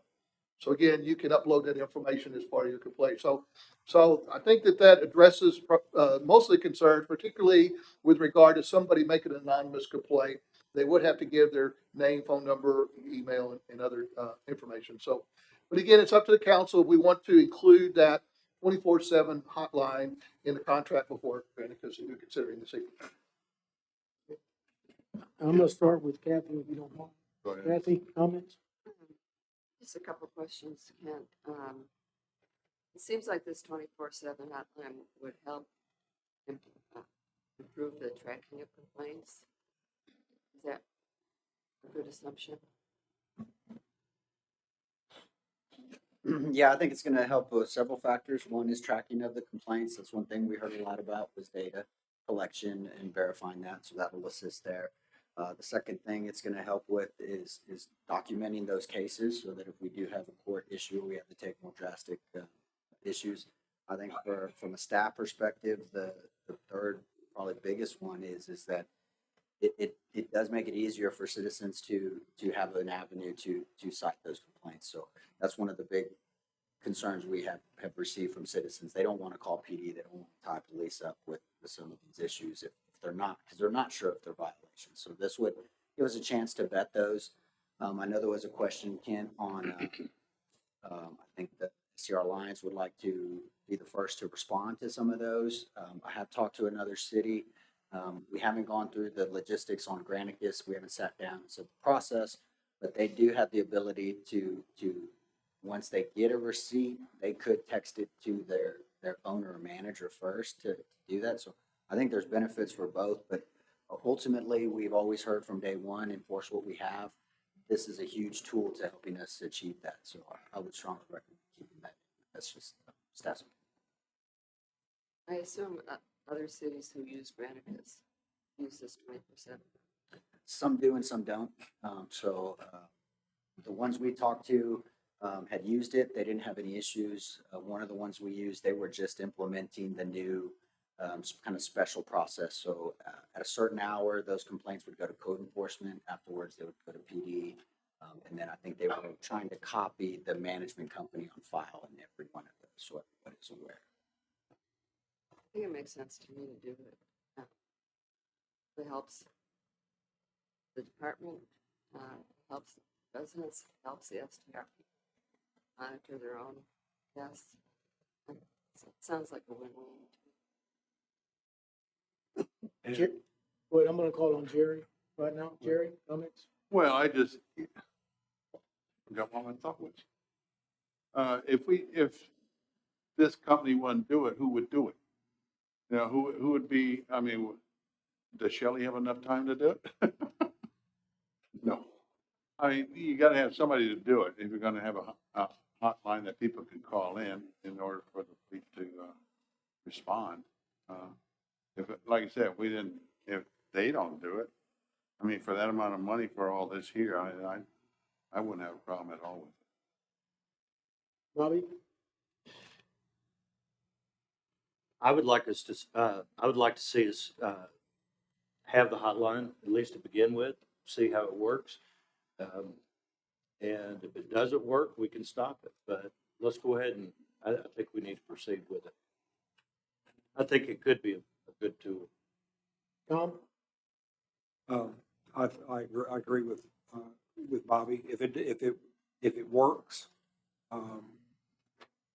yeah, perhaps this is one way of self-regulation that keeps the police department, keeps calls out of the police department. If it does what it's supposed to do, that's great. If it doesn't work, we drop it and do something else. Great. So I think it's worth the extra money, and we move forward with it. I think the Granicus proposal is a good proposal. They are attending to all the things that have been identified by the city and that we need done. I think it's a step in the right direction, and it will make make code enforcement, the enforcement of our code, and the permitting of STRs much more seamless, and that's in the best interest of the city. Okay, I have a couple of questions. How do these folks get the hotline number? How are they gonna be aware of it? We'll have to do some PR campaign. We'll have to have it on our city website. We'll probably have to have it in multiple places. We have a short-term rental section on our website under development services. We could also put it under code enforcement, and then we could also put it on the PD's website where they have their general non-emergency calls. So multiple ways we can get that hotline Okay, number out now, there. well, that was where I was coming from. You know, there's a lot of folks out here that don't have that technical abilities to do that, to find it. Okay, if a letter goes in there, we don't need to be, you know, so intense that after you read, you don't understand what it is. Now let me ask you this, okay? I'm gonna pick on me. I call in, I got a complaint, they left the trash can out to this hotline. Then what happens? How does that move through the system? So we still have to work through that process. So there's multiple ways to do it. Depending on the time of day, that's going to be an issue. So my original thoughts on that would be if it is during the day, then that hotline goes through the guest management company and copied to code enforcement. Or we could work out some kind of delay with Granicus to give the management company 15 minutes. Or we can see who's faster, Ray or the management company. But there's a couple ways to do that. If it was something that was after hours, that would probably just go to code enforcement to deal with the following day. If it was something extreme on trash related and it was just overflowing, then maybe that gets CC'd to just the management company, and they have to take care of that. Okay, what happens at 2:30 in the morning when we're noise violation? They call the hotline. Then what happens? At that point, that would have to be routed to PD because our code officers are done at 10, and PD is the one that handles after hours. Okay, somehow they would be contacted through this company. Yeah, we would have to work out that scenario and how that goes. So it just wouldn't be at 2:30 in the morning. It's logged in as a complaint, nothing happens until 8 o'clock the next morning. That's not gonna happen. Not on the process for noise violations. Most likely we'll have different processes for Okay. different types of So violations. there's, okay, very good. Mayor, I think what will happen is on the recording, when you call the 24/7 hotline, they'll say something, if you need immediate assistance with a noise complaint, then you need to call this number. However, if you have something that we can attend to tomorrow or the next day regarding trash and parking and that kind of thing, then please leave your name, address, so and so and so. But if you need immediate help, call the dispatcher. Well, I think that's a very good, helpful reasoning because, you call a hotline and nothing happens for 24 hours. What good would it be? Right. Okay. No, we want it to be reactive, so it will take us some time to work through those processes and, Okay. and try and get that going. And likewise, if we put this in, if we don't like it, doesn't work, then it's okay to take it out. Okay. Very good. That's all the questions I have. And I would like to clarify that, Please. it's a complaint hotline. If officers go out and there's no violation, a complaint is not going to trigger a negative effect on the landowner. And we deal that now. We get complaints about parking all the time, but they're not violations because they're in the right of way and they're not blocking driveways. So we don't hold those against the Okay. management company or the owner operator. So when the officers arrive and whatever was going on isn't happening, it didn't happen. Yes, sir. Okay. Okay. Well, any further discussion from council or staff? If not, I'll entertain a motion. I'll move to approve as presented for the total contract or total annual cost of $53,951.02. Have a motion by Bobby and a second by Jerry. Any further discussion? There being none, all those in favor? Aye. Opposed, there is none. Motion carries 5-0. Moving on to 8E. Mayor, can I mention one other Please thing do. there before Please you get do. off that? April 1st effective date. To keep that in mind, it'll take us till then to work out the transition from Avenue Insight to Granicus. So don't see anything immediately on this, but we'll have to work hand in hand, those two companies. And we're hoping the cooperation will be there and we can get this going by April 1st. Okay, thank you. Moving on to 8E, consider the approval of the execution of the Endo subdivision release form for an opiate settlement. Clinton? Okay, Mayor, Council, this was originally an item that Kent presented to the council on October 4th. And I don't recall exactly the background he gave to the council on this, but does everybody understand what an opioid is? Heroin is an opioid, a lot of prescription drugs, oxycodone, Vicodin. They all come from poppies. Right, poppies, and they all affect the opioid cells in the brain. You've heard a lot of fentanyl, very powerful drug, 50 to 100 times more potent than heroin. Big problem, I'm sure. Brian Vorhour can attest to some of that coming through the state and possibly even locally. But very powerful and addictive drugs, close to home. In my research, I found that Bexar County actually has the highest rate of childbirths of children addicted to opioids before they can ever speak their first words. So last year, Texas Attorney General Ken Paxton announced a $290 million settlement with the opioid manufacturer Johnson & Johnson. Johnson & Johnson agreed to pay $292 million into a qualified settlement fund. We began participating in that with the passage of a resolution and adoption of a term sheet October 1st. This is actually what we're considering tonight is the addition of another drug manufacturer. So there are two settlements. There's one with 2 drug manufacturers and one with 3 distributors. The 2 manufacturers are J&J and Endo. The distributors, which you haven't seen yet, are American Source Bergen, Cardinal Health, and McKesson. That'll probably come sometime later. The recent settlement with Endo brings the total to about $1.5 billion, up from that originally $290 million. The Endo settlement adds about $56 million to that overall total. So what we're doing tonight, we've already adopted the resolution and term sheet. We're asking the council to authorize the city manager to execute the Endo subdivision release form that basically releases the city from any claims they may have with Indo so that we can participate in this particular process. So once that is executed, we will submit that to the Attorney General's office. There's a deadline date of March 10th for that submittal. Don't know at this point what city settlement amount will be. For Johnson & Johnson, it was $56,486. I would imagine it will probably be somewhere within that range. Maybe a little bit less because the overall settlement amount is less. But again, this probably won't be the last time we're bringing this to the council. Talking to Daniel just a little bit about the funds that we're receiving from the settlement. They'll be distributed at the state, local government level in a way designated to fight the opioid epidemic and mitigate the harm it has caused. So we'll be identifying those entities in the community that can utilize that funding, that specific funding that we get from these different settlements.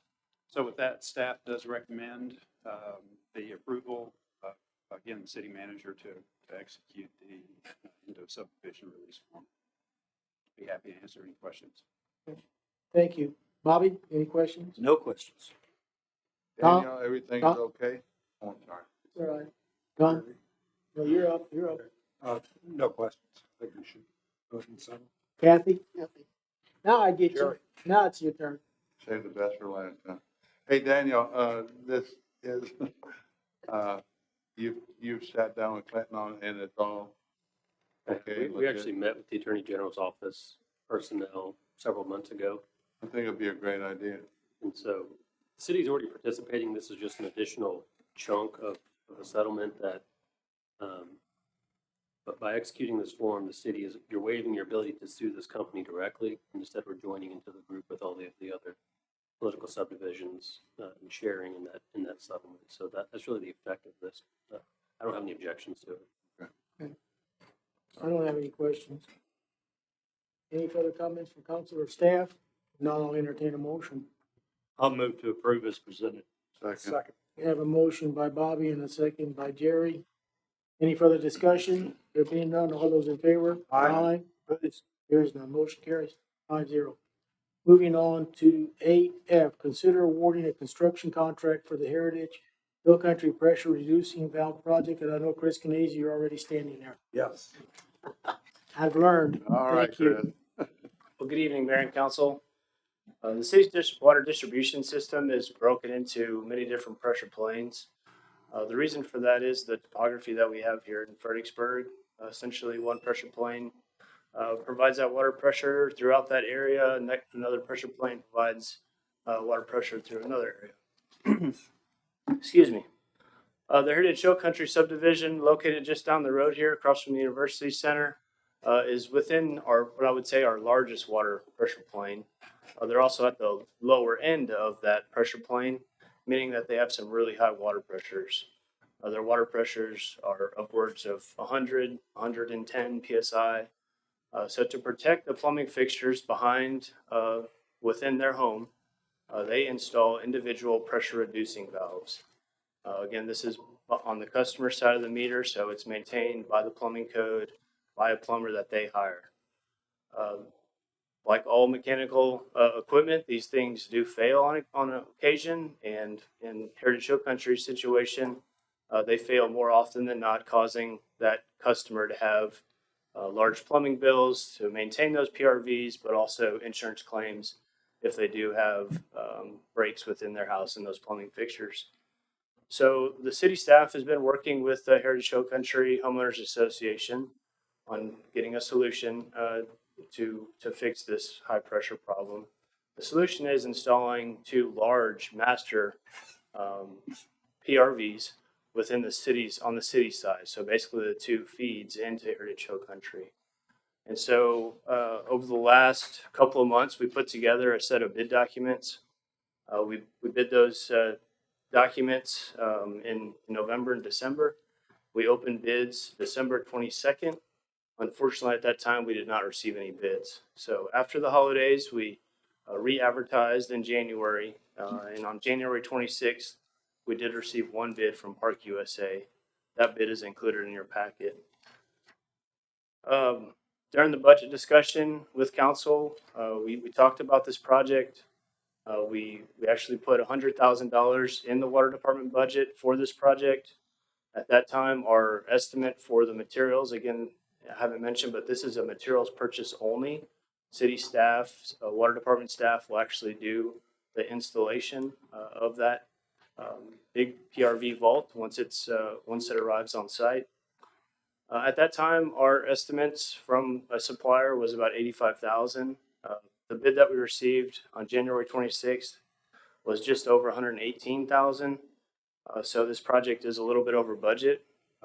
We are recommending that we move forward in approving or recommending approval for this project. To cover that overage, we're recommending using the water department budget. Be happy to answer any questions that you might have. A little bit about schedule. Because materials, right now the supplier is basically telling us 16 weeks. So it gets that material here end of May, beginning of June. We would have a dedicated crew to go over there and install those one by one. There shouldn't be any major water outages or anything. We'll install one and then install the other. So be happy to answer any questions. Kathy, any questions? I don't have any questions. Tom? Okay. Do they have this problem at Stone Ridge? Sunridge is another pressure plane. They get their pressure from the Boot Ranch tanks. There are some higher pressures. We have a master PRV located at the Cross Mountain site that reduces that pressure down because of some of the topography changes. We try to keep those pressures around 65, 70, but some of them are a little bit lower than that. Some of them are a little bit higher. If the master PRV fails or something happens, it goes into a bypass. And so then it does see that higher pressure. So we have had some residents in Stone Ridge that have installed their own PRVs on their lines to protect that. So the second question is, do we have the problem at Windcrest? No, sir. Windcrest is on the upper pressure plane, or the tank pressure plane. Their pressures get their pressure from pumps, but we don't have any major pressure issues there. It's a little bit lower up there. So everything is, water flows downhill, right? Yes, sir. And pressure flows downhill too. So everything that's above you, if you're lower, you're going to get everybody's pressure. There's going to be increased pressure because of everybody ahead of you, right? Yeah. So this is basic, George in that basic physics or something. Yes, something like that. Okay. My point here is that if this is a problem that's created by topography to an extent, then this is a problem that the city of Fredericksburg should be addressing for our residents. And I think that it's incumbent upon us as a city to help mitigate this problem if, we as a communal city, are responsible in part for this. So I think it's good for us to do this. I think that's one of the things that you do as a city to make sure that the problems that your people have,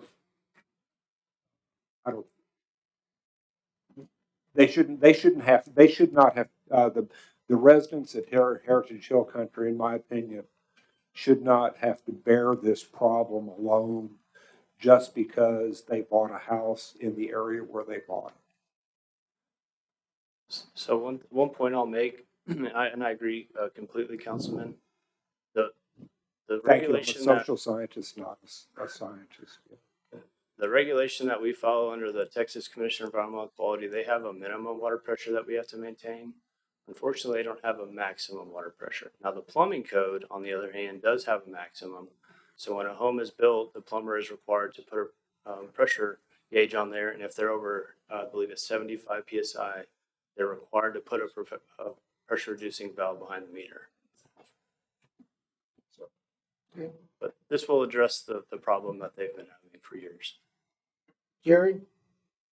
I think Clint wants to say something. I was just going to say, if you have 2.31 feet of water in a column of like a vertical pipe, that's equivalent to 1 psi. So for every 2.3 feet in elevation you go up, you increase by one psi. And with the hills that we have in Fredericksburg, and you look at our water distribution system and the different pressure planes that we have, even within a pressure plane, just right down the street, depending on where you live, you can have a 20 psi, 10 to 20 psi differential in pressure. So it's a very intricate system, not just maintaining those pressures, but filling tanks. You know, all of those things affect pressures. But when we have an extreme case like the case that we have out at Heritage Hill Country, that's been a known issue for some time that was brought to our attention.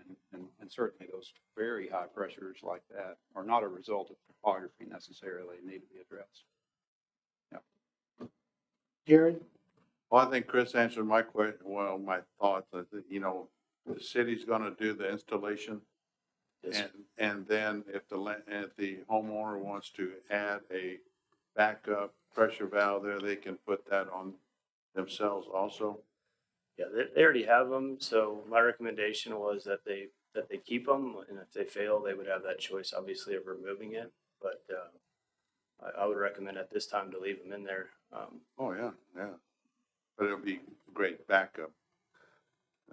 Correct. No, I think it's a great idea. Bobby? I think it's a great idea. It's too bad we have to wait 16 weeks for it. But yeah, I think we move forward as quickly as possible. Yes.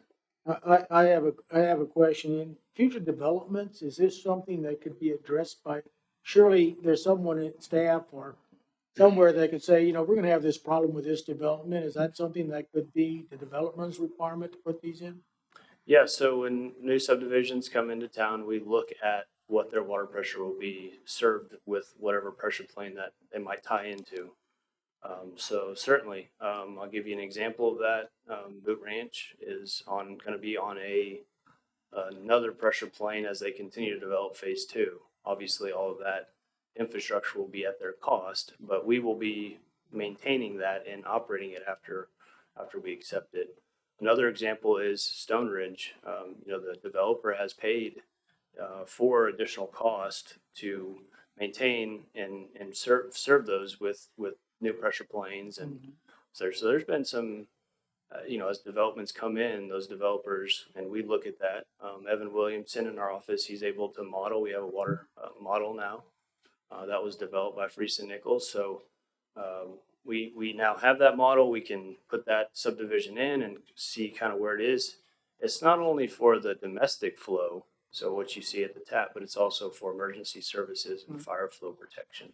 Usually that's the driving force behind kind of what pressure plane they might be in, what size pipe they might have to install, those sort of deals. Is usually driven by the fire flow requirements. Of course, hindsight's 2020 is always 2020, but future developments certainly can be addressed with these kind of issues. Certainly. Okay, so this problem shouldn't occur in 5 or 10 years from now, saying, whoops, we should add a pressure plane, reducing. So as the city continues to grow, I mean, obviously those pressure planes might shift a little bit.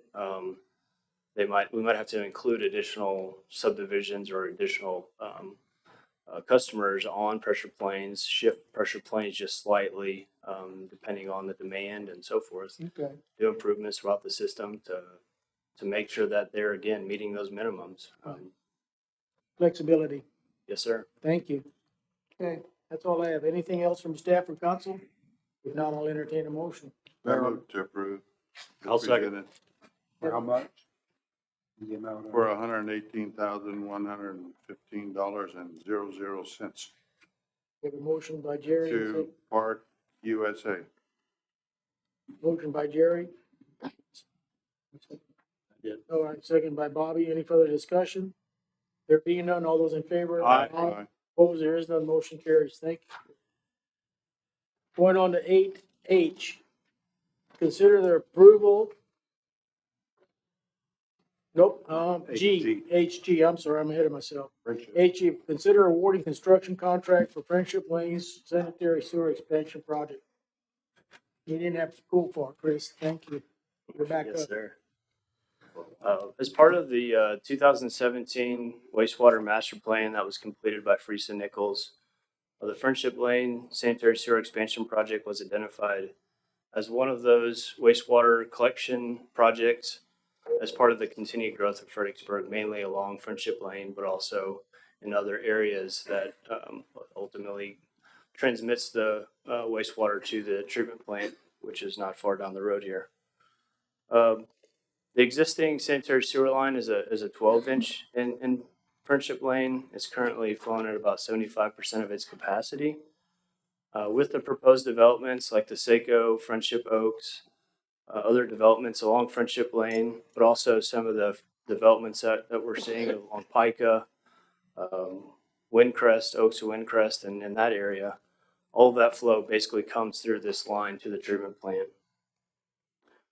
The city, about 3 or 4 years ago, used a method called pipe bursting to do a project down San Antonio Street. It's basically a trenchless technology. We do have to excavate at services and obviously where the bore pits are located to get the equipment in, but ultimately we don't have to excavate, do an open cut trench all the way through the section of the line.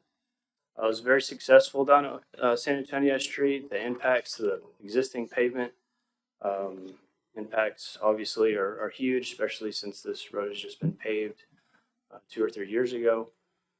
We wanted to minimize those. So we are recommending a pipe bursting technique, trenchless technology, and increasing that pipe size up to a 16-inch, which will add a tremendous amount of flow capabilities to that line. The project limits go from the intersection of Friendship Lane and Creek Street, which is about where the Friendship Oaks, or which is where the Friendship Oaks entrance that'll be extending Creek Street, all the way down to the Walmart parking lot, which at that point the pipeline increases to an 18-inch. So we'll be tying into a larger diameter pipe. During our budget discussions with council, we budgeted $2 million for this particular project. The project cost, working with Vortex Services LLC, which is the same contractor that we used for the San Antonio Street project, came in just under 1.5 million, seeing a budget savings of over $500,000. Just a reminder, this project, because it is development related, will be using impact fee, sewer impact fees, so it won't be directly a capital expense to the water department budget. City staff does recommend awarding this contract to Vortex Services LLC in an amount not to exceed $1,436,975. This contract is being executed or recommended to be executed through the interlocal purchasing system known as TIPS, which is similar to buy board or HGAC. It does meet local and state purchasing policy and regulation. I'll be happy to answer any questions you might have. Kathy, any questions? I don't have any. Tom? So with the pipe bursting technique, are you looking at the map? Are you going to start in the Walmart parking lot and then work your way west? Yeah, we usually let the construction sequencing be driven by the contractor, so we haven't worked out those details with them to be exact. So I'm not exactly sure which end they'll start on. So there will be no interruption when you're bursting the pipes? Are the people that are living in the area going to be bursting until the pipes are filled? No, sir, there won't be any interruption to the sewer collection system. They bypass pump. They'll basically pick it up at one manhole and bypass pump it to the other. As far as the individual services, they'll make those connections. Basically, they burst through, they excavate down, and they'll actually put a camera in before they start any pipe bursting to identify exactly where that service is. And then, so during the pipe bursting, they'll burst through and then they'll make that connection the same day so that there's no impact. And right, well, and the reason that I ask that is because there are there are two very large apartment complexes that are on this line. Certainly. The Friendship Oaks Apartments, the Friendship Place Apartments, and then also the 1019 apartments. And there are a lot of people that live in those apartments. Certainly. They'll bypass pump all of that flow. They'll pick it up before it gets into the main line. I have a backyard. It'll flow a bit backwards. Okay. Thank you. And the pipe bursting technology is, I'd be interested in seeing some kind of a video to show how this, I mean, it just seems amazing that the only thing we have to do then is then bore down and make a connection into someone's home or into where it comes in. Yes, sir. Never, We're looking at a little bit on the water side, to be honest with you. I don't have any experience with pipe bursting on water, but it is starting to happen. So I'm taking a look at that in some of these areas. In fact, this next project that we'll talk about with the East Main Street Waterline project, I don't think it'll be done that way, but it's at least something we want to explore during the engineering phase. it all depends on on the technology and the efficiency. Yes, sir. Okay. Thank you. Bobby? Chris, when sizing the 16-inch pipe, did you I know you took into account what's being developed now, but future development and how long will the 16-inch pipe last? Certainly. So the 2017 master plan looks out 20 years. Now, obviously, 2017, there's a lot of growth that's happening. This project wasn't actually earmarked for a few more years, I think 7 more years to be exact. So there is increased growth. We're seeing that some of these CIP projects, that's what we look at the CIP every year. We bump some of those projects up depending on the development. Certainly this pipe will last, hopefully my lifetime, to be quite honest. And it's H2PE, so it's high density polyethylene, so great material for sewer with the gases and so forth. Okay, great. Thank you.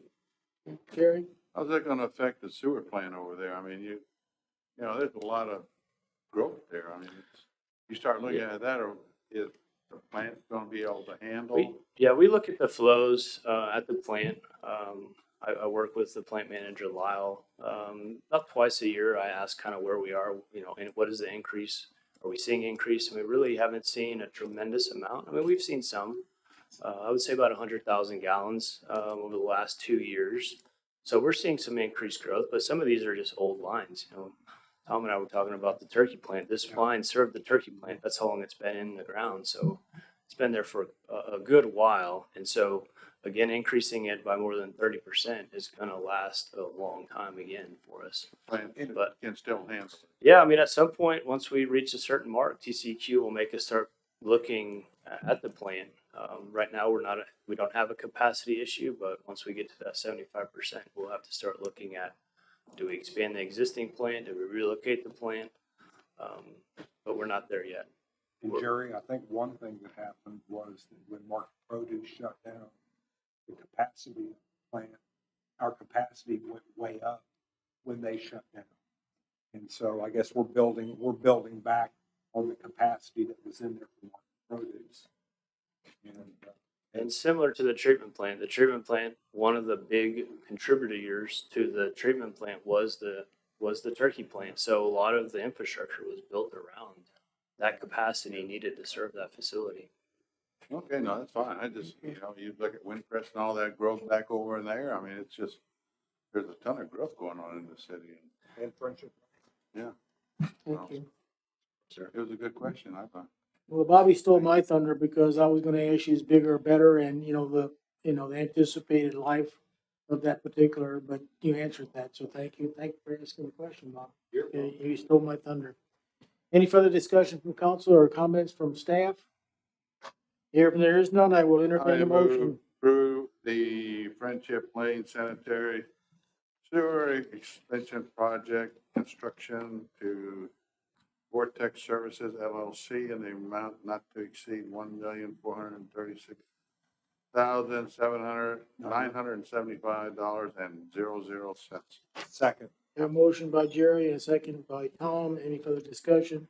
There being none, all those in favor? Aye. Opposed? There is none. Motion carries 5-0. Who's You know, next? we're putting these things right here, and 8H. when you look at the screens over here, you know, what we're talking about is not, shouldn't we have some of that on the, I'd rather people be able to look Could at, be on that one. on, is it over there? Well, I mean, put it on something over here that people out here can see what we're talking about. Is that all right? Thank you. We just spent $1.5 million of their money. Well, they can look at you anytime. Yeah, that's Okay, let's move on. $1.5 million. 8H, consider the approval of professional service agreement with the East Main Water Rehabilitation Project. Chris Canasi. Last one, then I turn it over to Garrett. Is that Garrett, you? yes. Is Garrett here? Yeah, He's here. Where? he's hiding.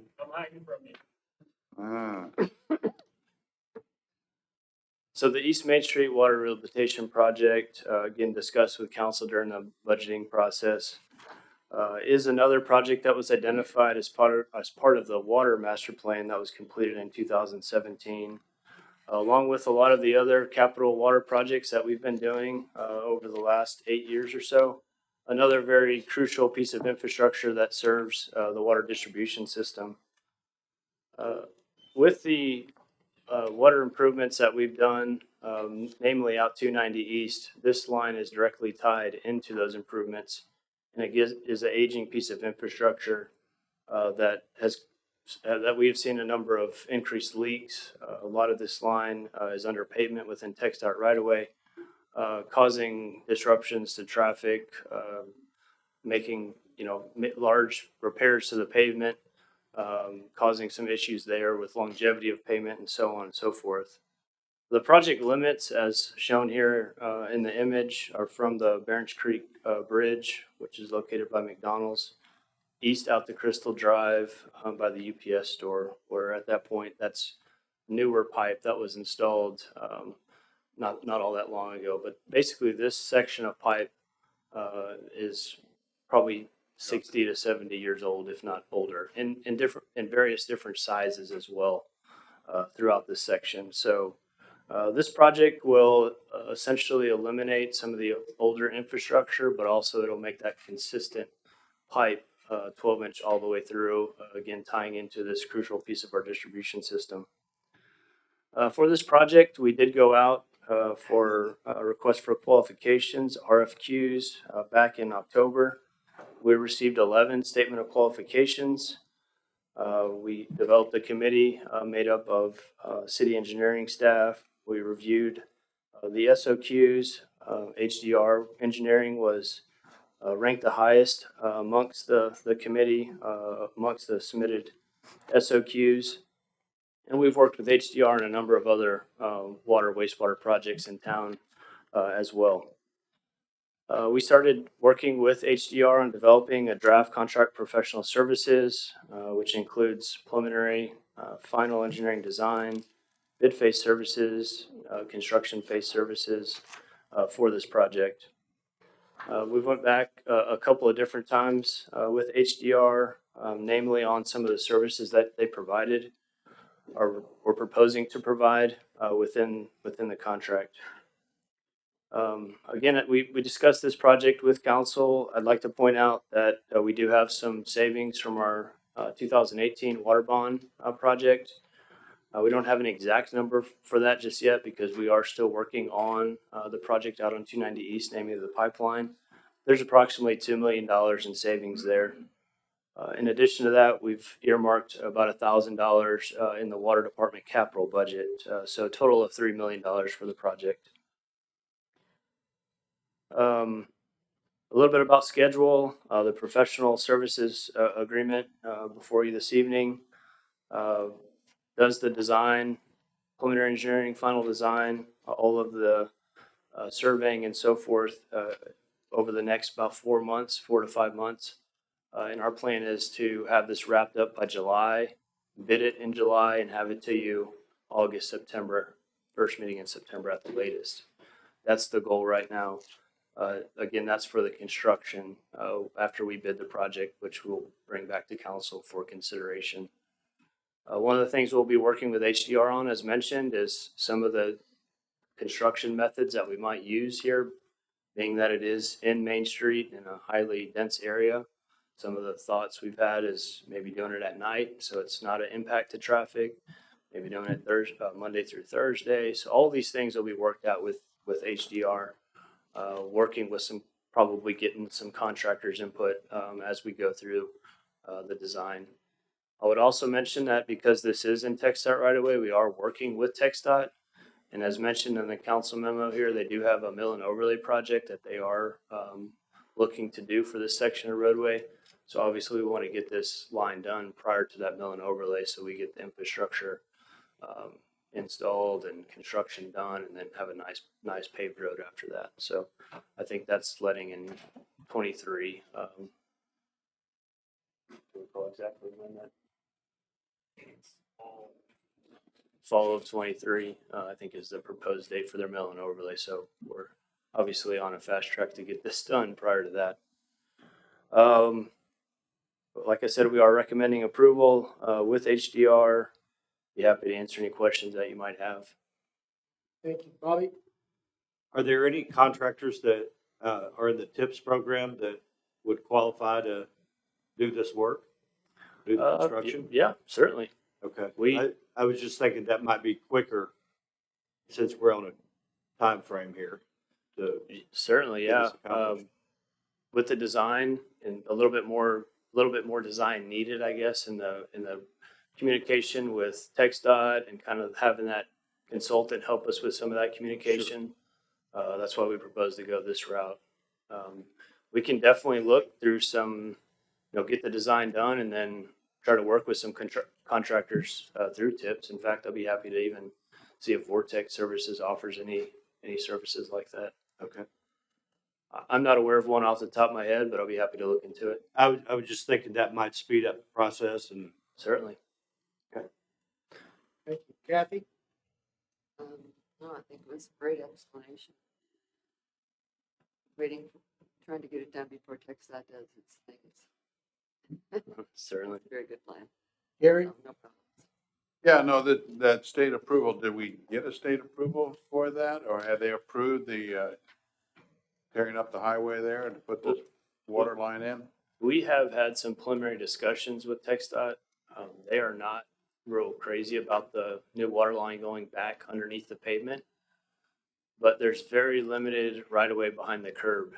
Oh, yeah. Well, that was the problem before.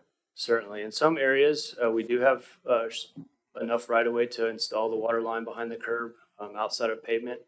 And we certainly will do that in those areas, but a lot of it we'll have to go back underneath pavement. So although TxDOT's not real excited about it, we do have a detail from them that they will require as part of the construction that we go back and basically ensure that trench doesn't fail and doesn't settle out and so forth, so that pavement doesn't have sinkholes and have issues in the future. Is the state gonna come in and do the paving once we've torn it all up, or? We'll have to come back and get the roadway in good condition, but we won't have to go back and do the full mill and overlay. The state will come back and do that. So our construction will make sure that the road is passable and that it's, a good pavement repair,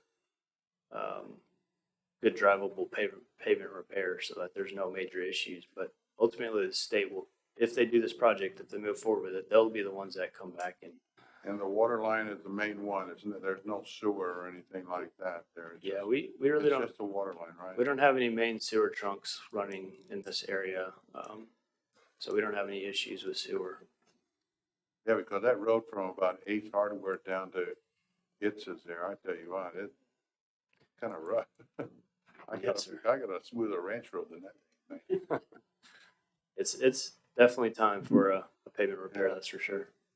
Okay. Okay, thank you. Keep on it. Tom? No question. I have none on. So with that, any further comments from council or staff?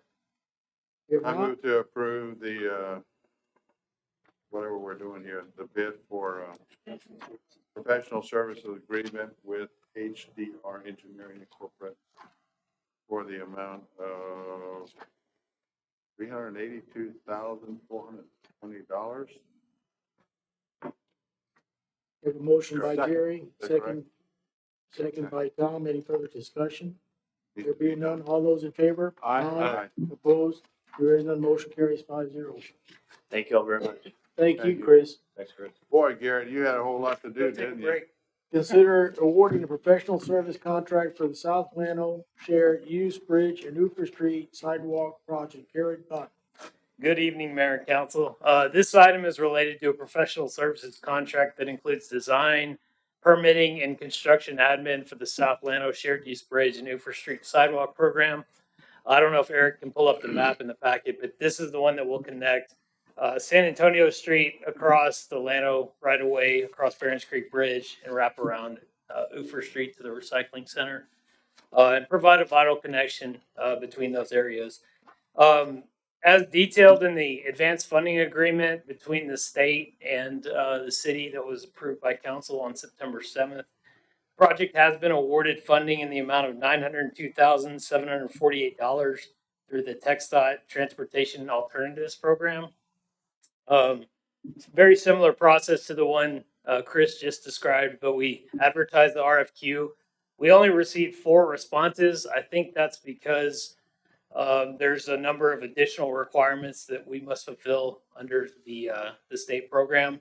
But after the evaluations, Kimley Horn was ranked the highest, primarily because of their familiarity with our transportation network, and also they have extensive experience with other projects under this program.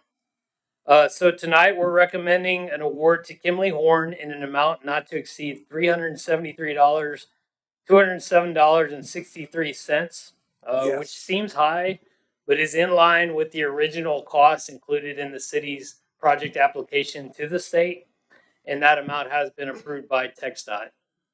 Multiply that by 1,000, please. You said $373. But I'm sorry, we'll take the $373,207.63. I apologize. If awarded, I did want to say the next step will be to meet with the adjacent property owners and developers to see if they're interested in donating towards this project. Similar to the Fredericksburg Hotel, which is already committed to contributing $100,000 towards the project.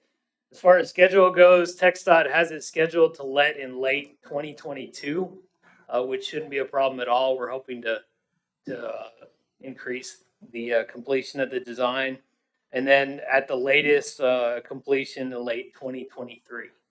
So with that, I'd be happy to answer any questions. Okay, thank you.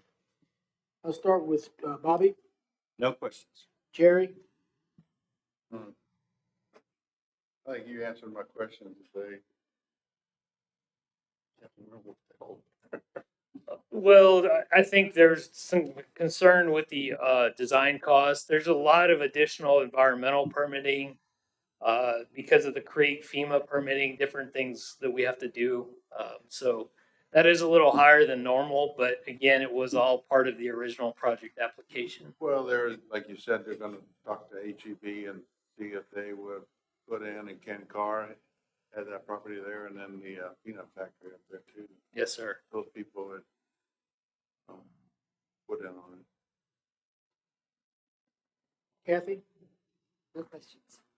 Tom, I think the pedestrian walkway to connect downtown with the development south of Hoover Street we've been talking about this, our ability as a city to do this for 15 or 20 years. I think it adds another dimension to the town. It increases walkability. I think there's a great deal of safety factors involved here. People don't have to walk down Lincoln now on that very narrow bridge that is, Lincoln Street's increasingly busy. I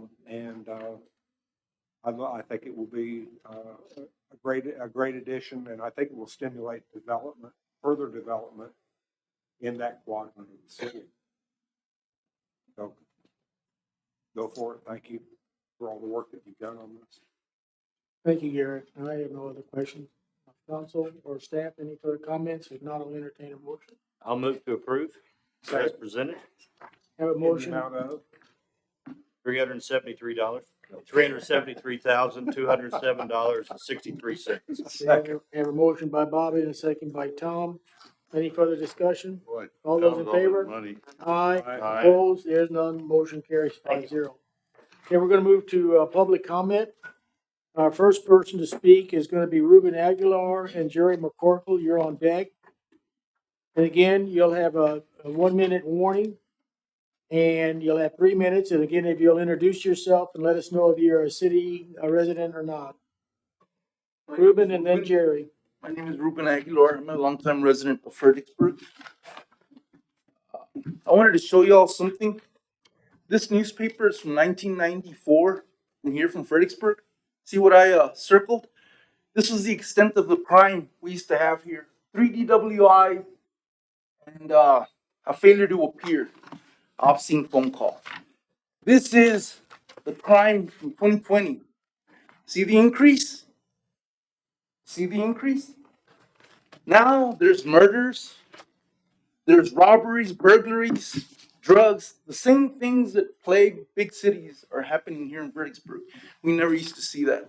This is no longer the small little Fredericksburg that we used to know. Soon the growth in population will surpass Kerrville. No matter how many experts they consult with, that's wasted money. This influx and growth, you'll have more traffic, more light pollution, more noise pollution, more regulations, more schools, more hospitals, more infrastructure, more overdevelopment, more trash, more landfills, more harm to ecosystems, the environment, and wildlife. Higher taxes, and yes, more crime.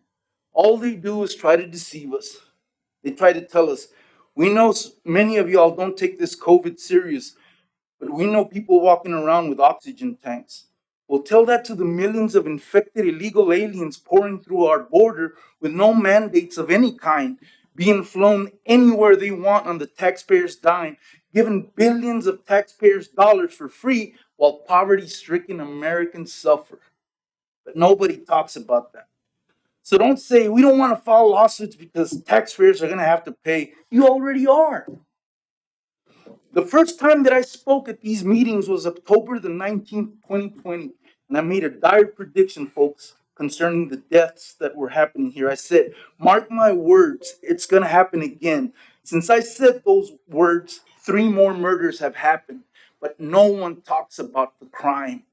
Nobody wants to warn the public. And it's your responsibility. You owe that to the citizens who voted for you. You need to warn people concerning the crime with a growing city. But I have yet to hear anybody say anything about that. And that's wrong. That's really wrong because this is no longer the same town that we used to know. There are dangerous people here now. Bad things are happening here. And you owe that to the public. We need to warn the people. I'm a recovered heroin addict after over 30 years. And I was given a second chance. And I'll be damned if I'm not going to warn people about it. So, okay? Thank you. Thank you, Ruben. Okay, Jerry McCorkle and then Deborah Hobbecker, you're on deck.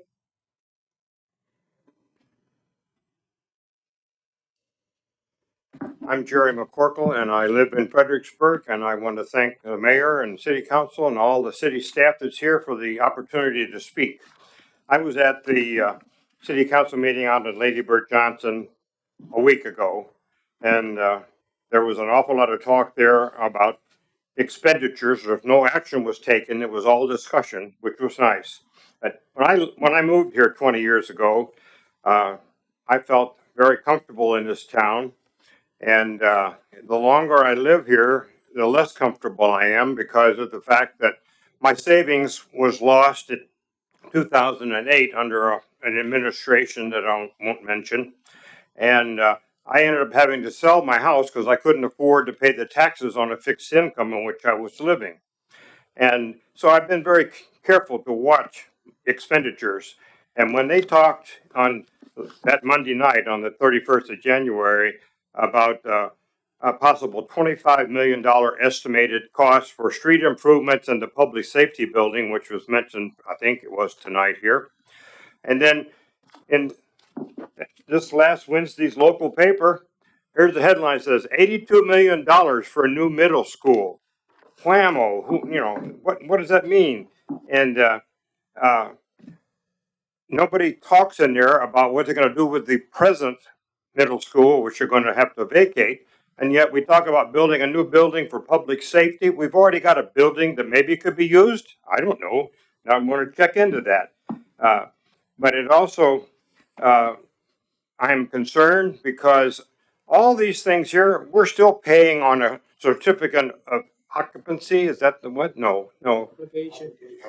There you go. On the land that we bought for a sports park that was voted down, and Mayor Linda Langerhans was in office at that time. And then we're also still paying a city's part of the jail down here. And, bing, bing, bing, I look at these, here's over $100 million that we're talking about. Who in the world is going to pay for all these things? I'm sorry, it isn't going to be me, much more, and I'll have to be leaving Fredericksburg. Texas is the 7th highest real estate tax state in the whole United States, and I don't want it to be any worse than it is. Thank you. Thank you, Jerry. Hey, Deborah Hobbecker, and then Jeanette Harmuth, you're on deck.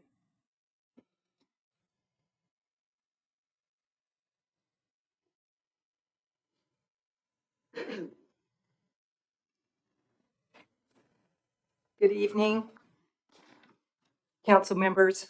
My name is Deborah Hobbecker and I live in the city.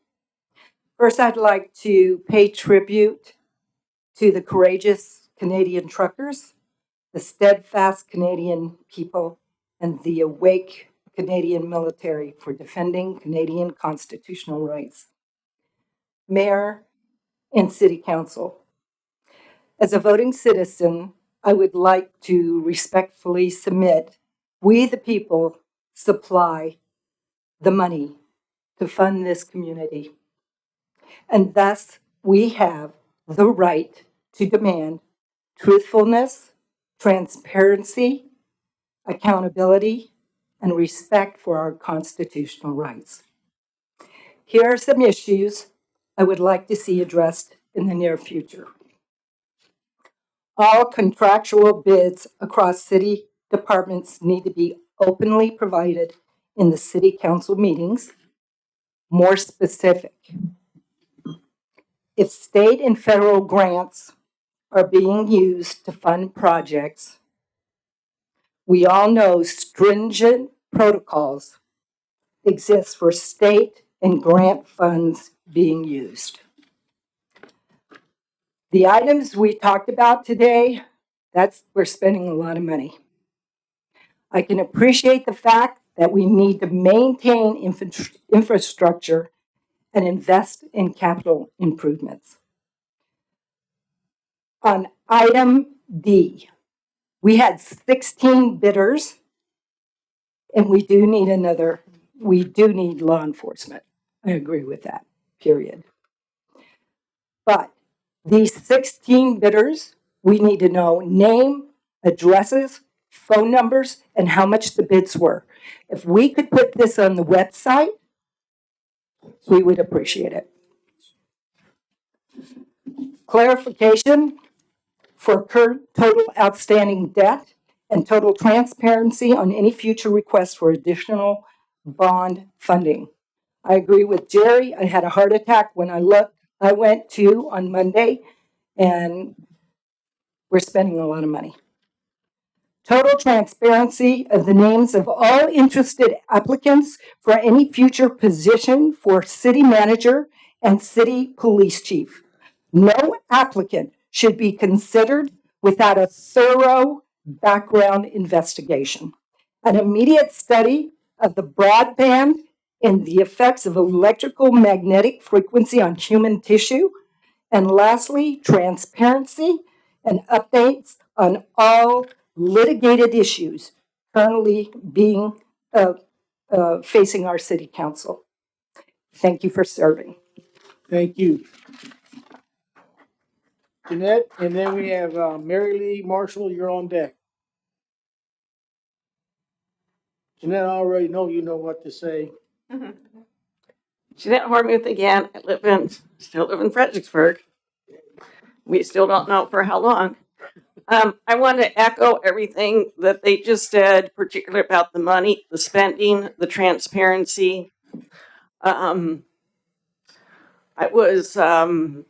wanted to thank Mayor Keeney when you were having that discussion about Tom Marshall's item on the comments, and that he has asked to correct 4 times and got no response. That's been since July. I think there's an apology should be owed. I do thank you all for taking it up tonight, but I want to thank Mayor Keeney for, he always said he's not the smartest, the smartest thing on the block, but he does have some sense here when he said that you should leave it as Tom said it. When I started hearing this discussion of trying to manipulate his words from something that he didn't say to fit maybe what you're all believing, that's a lack of transparency and is dishonest. And furthermore, we're talking about the Constitution. The Supreme Court, the courts, do not make law. The Supreme Courts do not determine the Constitution.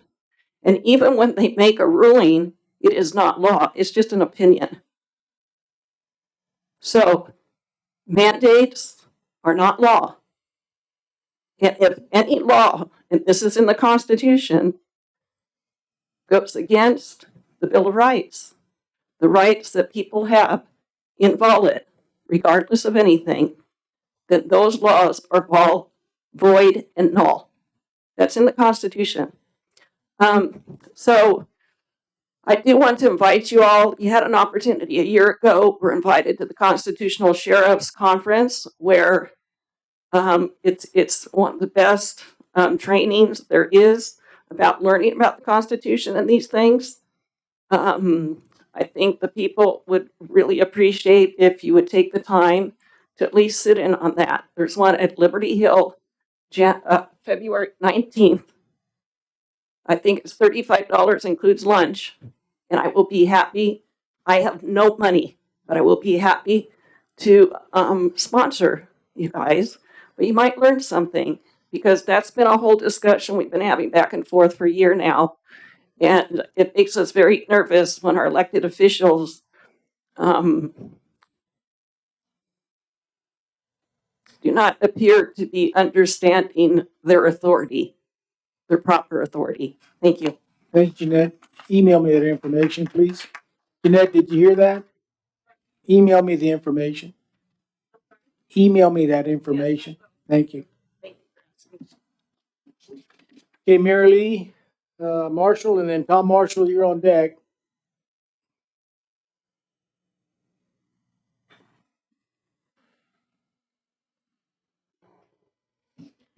I'm Mary Lee Marshall. Thank you for letting me speak. Tonight I am reading from a book my brother sent me. It's called The Real Anthony Fauci, written by Robert F. Kennedy, who you may not know, but you probably know his dad, President Kennedy. This guy is a lawyer for many years. He is not conservative. He is certainly not a Trump fan. This is the book that he writes about Anthony Fauci. I watched how the industry, supposedly being regulated, used its indentured servants on Capitol Hill to systematically hollow out those agencies, beginning in 1980, disabling the regulatory functions and transforming them finally into sock puppets for the very industry Congress charged them with regulating. My 40-year career as an environmental and public health advocate gave me a unique understanding of the corrupting mechanisms of regulatory capture, the process by which the regulator becomes beholden to the industry it's meant to regulate. I spent 4 decades suing the EPA and other environmental agencies to expose and remedy the corrupt sweetheart relationship that so often put regulators in bed with the polluting industries that they regulated. I thought I knew everything about regulatory capture and that I had armored myself with an appropriate shield of cynicism. I was wrong. From the moment of my reluctant entrance into the vaccine debate in 2005, I was astonished to realize that the pervasive web of deep financial entanglements between pharma and the government agencies had put regulatory capture on steroids.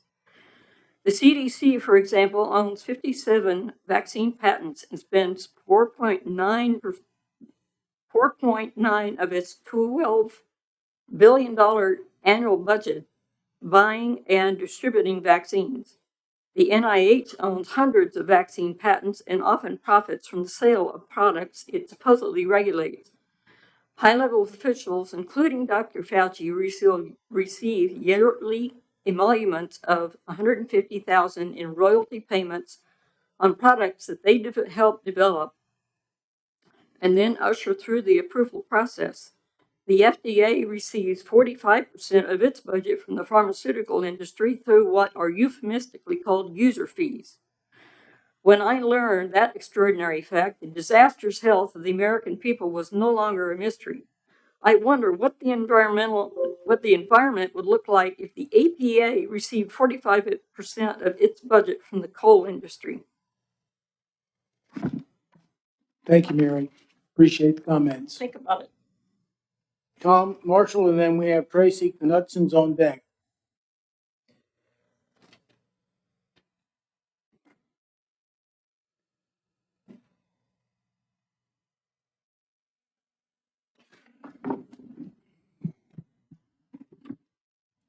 My name is Tom Marshall. I am a resident of the city. Thank you, Mayor Keeney, for adding the 19 July minutes to the agenda. Councilmember O'Neill, I agree with you that listing the name and topic of the comments is an excellent idea. However, in the case of the 19 July, the chances are good the council would still not get it right. On the 19 July minutes, we need to work within the rules that were in effect at that time. In the original minutes, the summary claims to state my feelings. Who is the licensed psychologist qualified on the staff to make that determination? Anyone? In the approved amended summary, someone claims to know my beliefs from a few words I spoke. Nowhere in my comments did I mention anything about my beliefs. I could have been playing devil's advocates. My beliefs could be opposite of what I stated. My beliefs were not stated. Maybe they were, maybe they weren't. You do not know. I just quoted the state constitution. I did not pass judgment. I did not try to interpret the Constitution. I just stated what it says. You have the right to say that a judge has to interpret the Constitution for you, even if somehow you did, in fact, swear an oath to uphold that Constitution.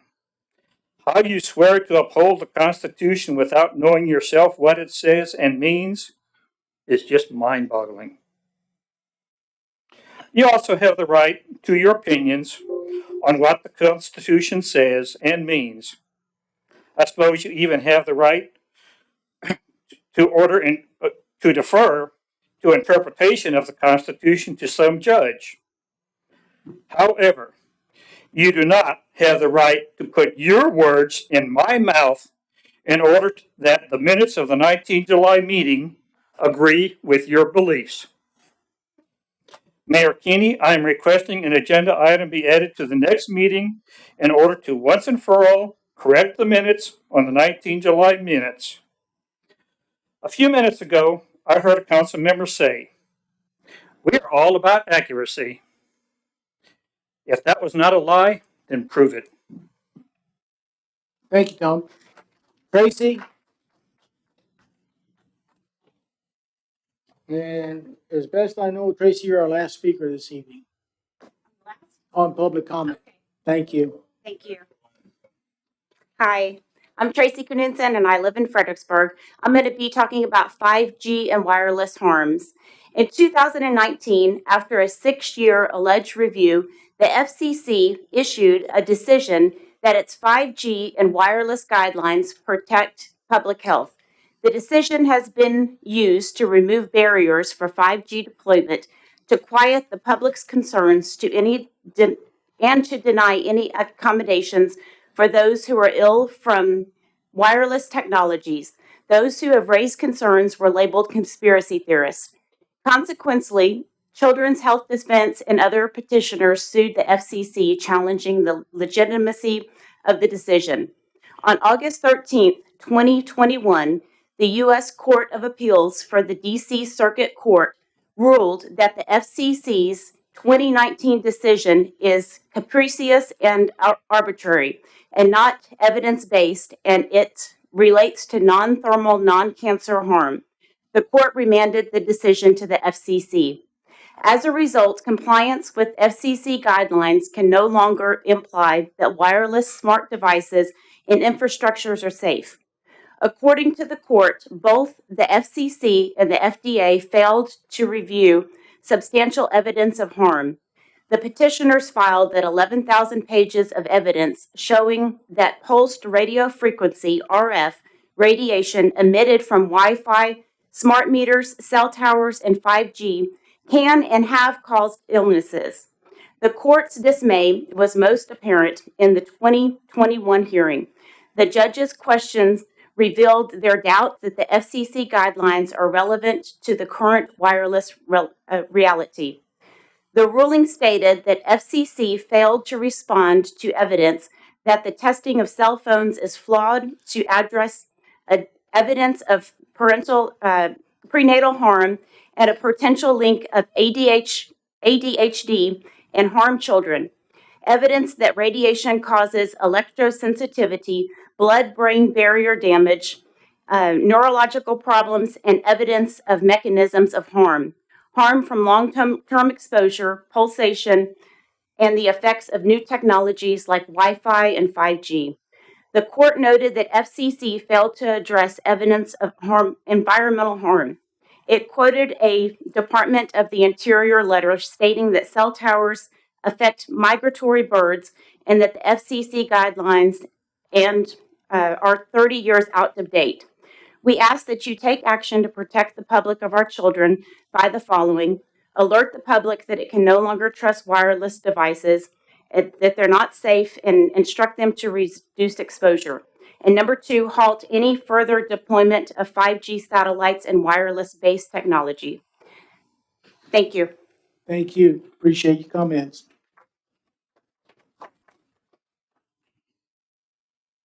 Okay, thank you all for all of that information. Moving on now to item 10, City Manager Report. A, action items, January 31, special council meeting. B, housing coordinator position. C, joint city council planning and zoning commission meeting on January the 10th. And D, retirement plans. Kent? Mayor and council, as the mayor mentioned, I have 4 items to report on this evening. And first off, I wanted to give you an update on the discussion that occurred last Monday at the special meeting. This was held on January 31st at the Cardinal Room. We had 5 different items on the agenda for discussion. And as Jerry mentioned, no decisions were made at that meeting, but we got some pretty good direction from the council on how to proceed with these items. First off, the city council reviewed a draft resolution stating the joint position of the city council and county commissioners regarding the relief route. There were several verbiage changes that were recommended in that joint resolution. And so we got good direction on revisions to the resolution. The next step on the resolution is we will be meeting with TxDOT staff on February 18th to go over that resolution as well as several other TxDOT related items. And then we will be bringing that joint resolution back to the city council. and the county commissioners will also be considering that resolution. So that is moving forward and should be on the council agenda for your formal consideration sometime in March. The second item that was discussed at the special meeting was the need for new municipal court space. We have followed up on that over the last week. Clinton has been in discussions with the county on some county space that might be a possibility. I have been in discussions with the owner of the building across the street where municipal court is currently housed to see if there's any possibility that any of the remaining tenants over there will be moving out of that facility so we could possibly lease some additional space.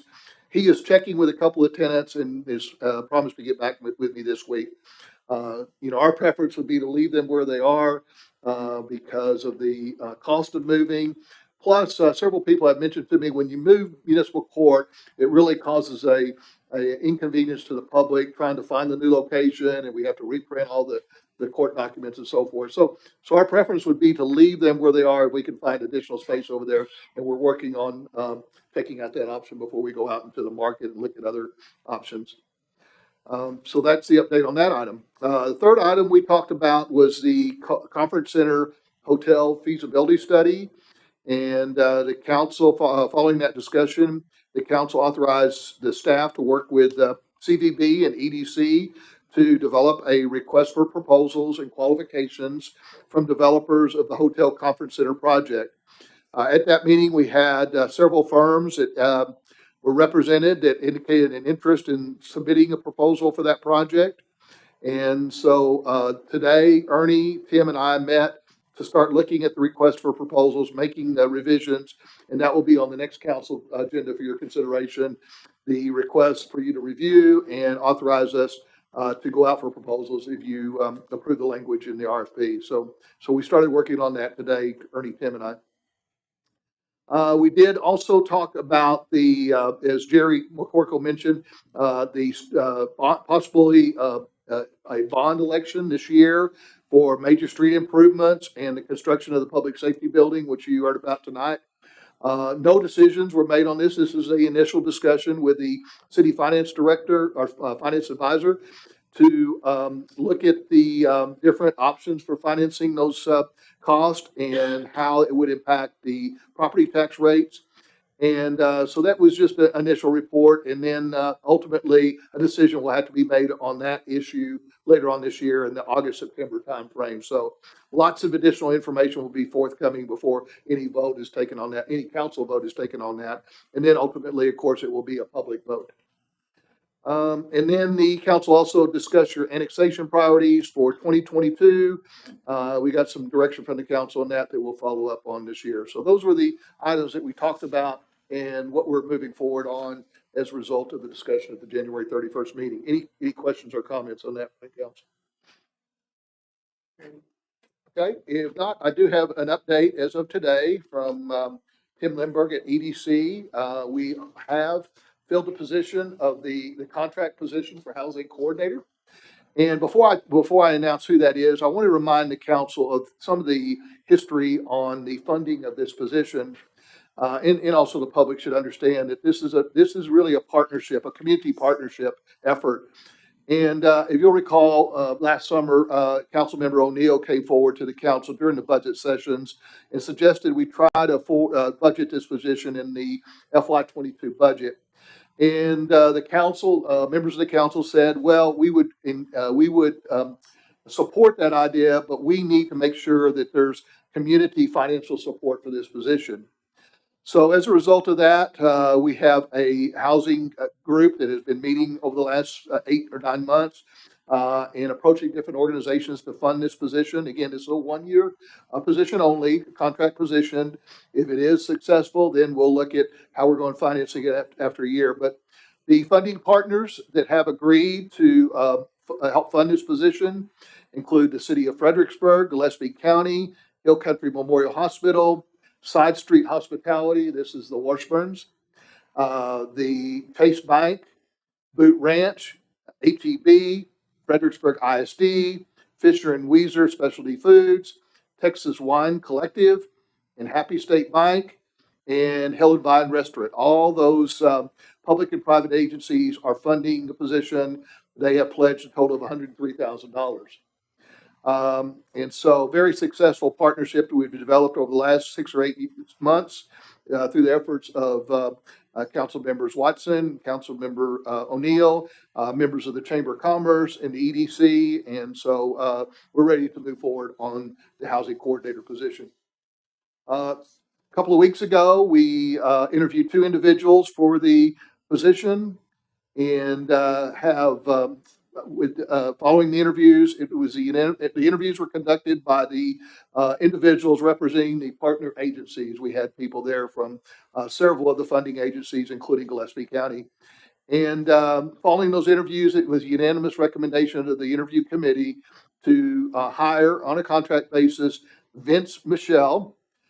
Vince is I'll let Bobby and Kathy speak to this, but he had really done his homework on the community. He was very familiar with our housing needs, our workforce housing challenges that we were facing, and really kind of just really kind of blew us away with how much he understood about our issues and problems and possible solutions. So we have recommended Vince, and today he officially accepted the job. And so we're ready to move forward to bringing him on board. We'll invite him to a council meeting here in the next month or so you'll have an opportunity to meet him. Currently, he's residing in Texas City, where he's a consultant on affordable housing development. Prior to that, he was the executive director of the Brenham Housing Authority in Brenham, Texas. He was also finance director at the Brenham Housing Authority, formerly owned a real estate business in Brenham, and very excited. He has a degree in finance from the University of Houston, and very impressive individual that we're excited to bring on board to help us deal with the workforce housing situation here. So I'm going to stop there and see if Bobby or Kathy want to add anything to that report. Kent was correct in that this individual just blew us away. His knowledge of not only Fredericksburg, but also housing, affordable housing was amazing. He's got the experience. He lives in a small town. He's done work in a small town such as ours, and his qualifications are amazing and very approachable. I think he's going to be a great asset to our town. So I look forward to working with him, and I just want to thank all our partners and stepping up and helping us raise $103,000. That's amazing. It just shows that we do have an issue, and people are willing to write the checks to help be part of the solution. So I just want to thank everybody for contributing. It's hard to add much to that. The man was just incredible. I think we were extremely lucky to have him. Our timing was just right for him being semi-retired, for us needing somebody and having the funds to do it. It worked out perfectly. He was impressive in many ways. I think he's a deal maker. He can approach people easily. He has a personality that you immediately like. He has a subscription to our newspaper, and he told us that he thought very highly of Fredericksburg and even knew that the residents of this city had built the hospital, which is an old story, but he knew about it. So anyway, we were very impressed with him and feel very lucky that he's coming here. He'll be available. His office will be a chamber building, and he'll be available to the community a great deal of the time. Okay, thank you, Bobby. Any other questions on that position? And hopefully sometime in February, March, all the council have an opportunity to meet Vince. Item C in City Manager's report is a reminder that this Thursday, January 10th at 10 o'clock, we'll be having a joint meeting between the City Council and Planning and Zoning Commission to talk about the STR ordinance changes. And we will start with a report from Jason, just summarizing the version 4 of the STR regulations that is currently on the table. Then we'll have public comments, and then we'll open it to discussion from the City Council and Planning and Zoning Commission. That meeting will be held at the University Center again, starting at 10 o'clock. Talked to the mayor today, and he agreed that we needed to have somebody facilitate this meeting because we're going to have a lot of people involved in the discussion. Councilman Lukenbach suggested that we have Clinton Bailey facilitate that meeting, and Clinton has accepted the challenge and will be facilitating that meeting on, what did I say, February 10th. I'm sorry, February 10th.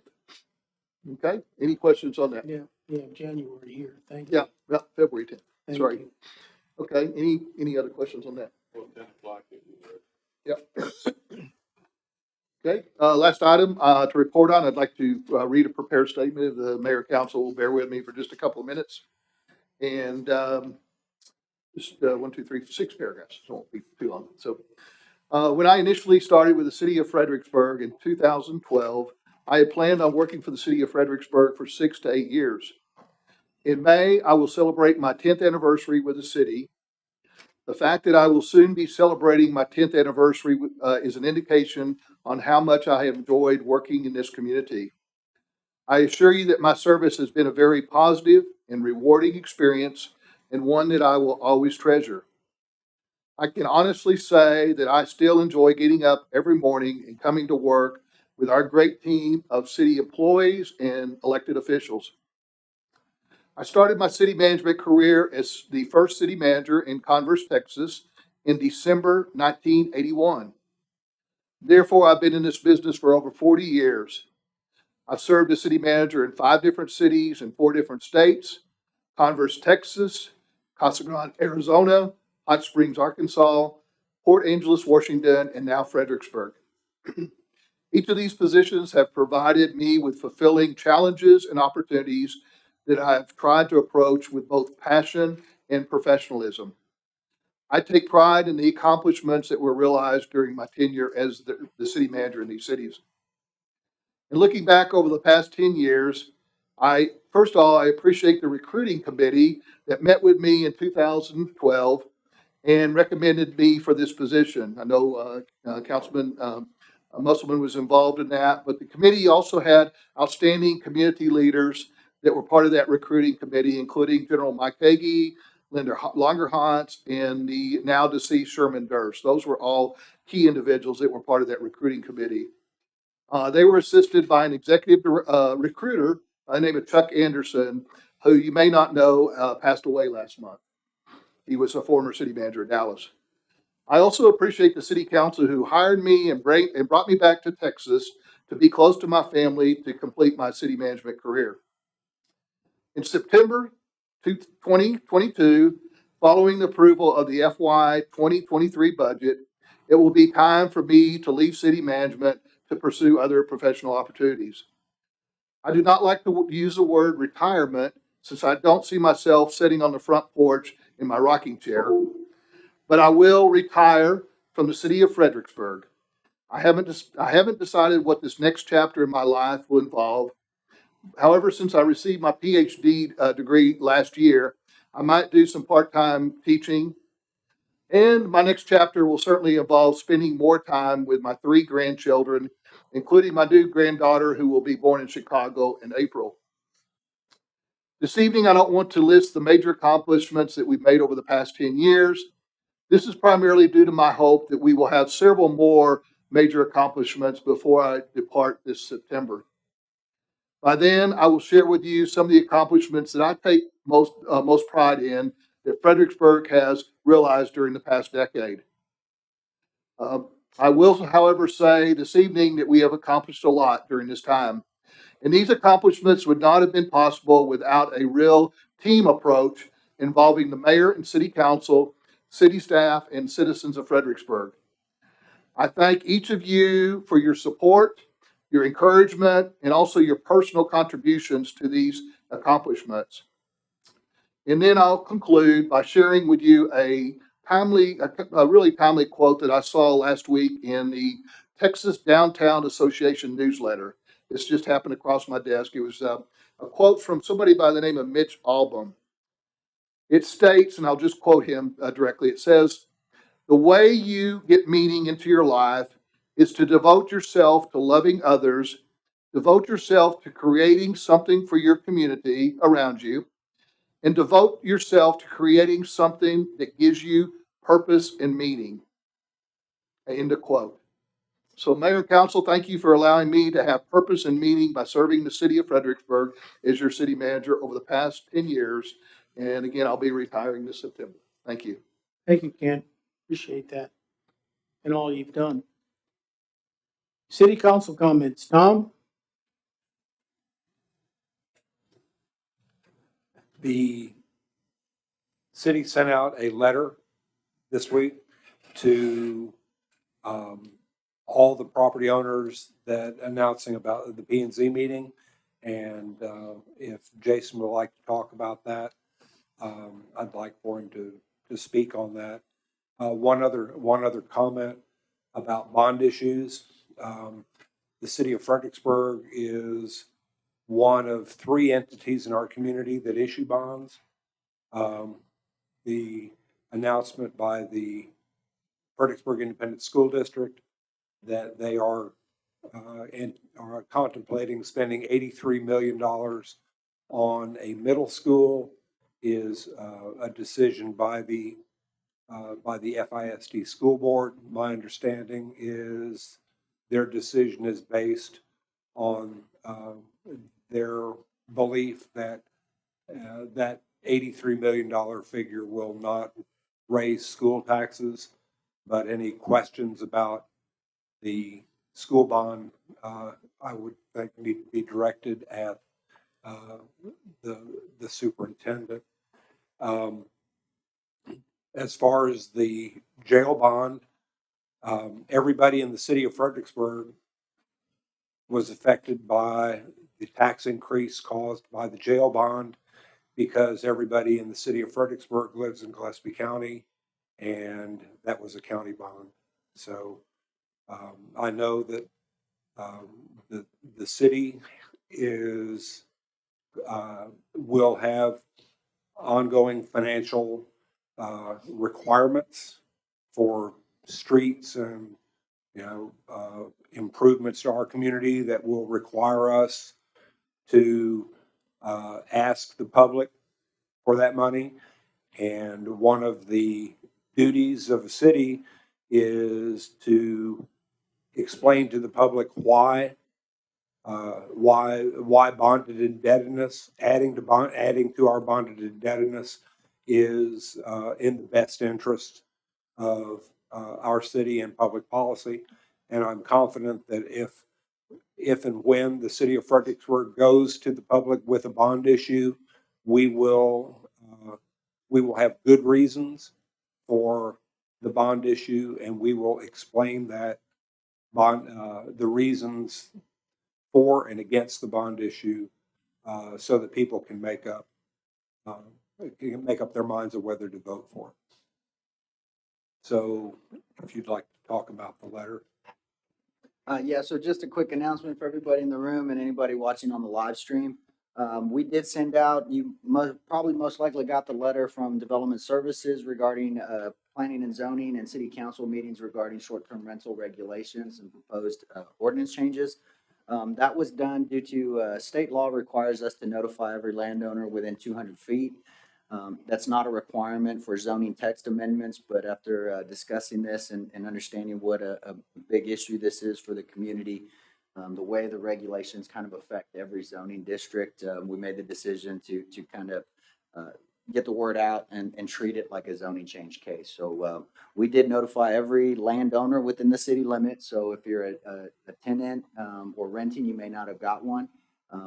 And then we also notified everybody within 200 feet of the city limits because they may be affected. So that was 5,288 letters that were mailed. Again, thanks to Margie for helping us to get those out.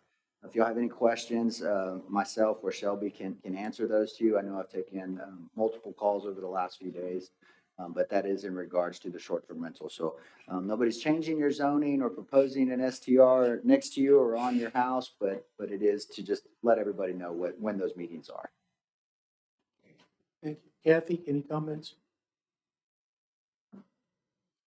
I have two things I want to say. First is that I think Kent and I started working for the city the same year. I quit after 2 years. He never quit. And every experience I've had with him has been a positive one. I observe him as extremely hardworking, very dedicated servant to the city, has brought on a lot of good changes, is very open to suggestions and ideas. I think we've been very lucky to have him for the last 10 years. And I wish you well in the next things you do. I know they will be good. Second thing is, and I don't normally do this, but I'd like to address these comments to Tom Marshall because I think you're right and we were wrong.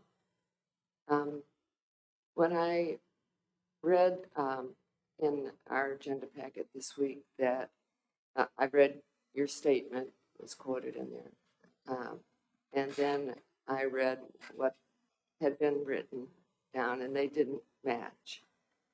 And then I read what you wanted us to say, which I have to honestly say wasn't quite what you said, but it came close, and it was a little summary that was appropriate. I would not be opposed to bringing it back, and if you want to do that, and correcting it in the words that you gave us. I think that would be appropriate. So thank you for being persistent. Sometimes it takes government a little while to get things done right, but I think we should get this done right for you. So. Thank you, Kathy. Bobby? Ken, I want to thank you for all your leadership and dedication over the last 10 years. It's been my pleasure to work with you almost 8 of those years, and it's been a real pleasure. And the things that you've accomplished in this town, it's quite astounding. But I wish you well in your next venture, and it's been a real pleasure working with you. Thank you. Jared? Did I miss something? I thought you were getting out of here in September. Yeah. Boy, this is sure starting off early. Anyway, no, Tracy, I liked your talk there. You know, it used to be where it was microwave and things like that too, and that's definitely something that 5G would be something to look into. And your comments were very good on that. I'm surprised Ernie and Tim didn't say something. How they just been sitting there quietly. But let's see, what else did I have?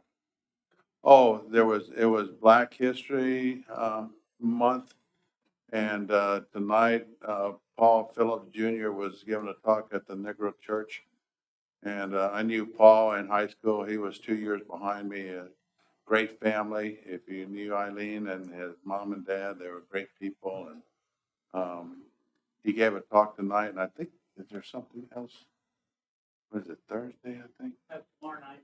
that's tomorrow night. Yeah. And where's that going to be at, Ernie? At the sanctuary historical site Okay. on West San Antonio. Yeah. So I mean, yeah, they're a great family, and they brought a lot to the city of Fredericksburg, and great contributors to the culture and the history of Fredericksburg. So that's.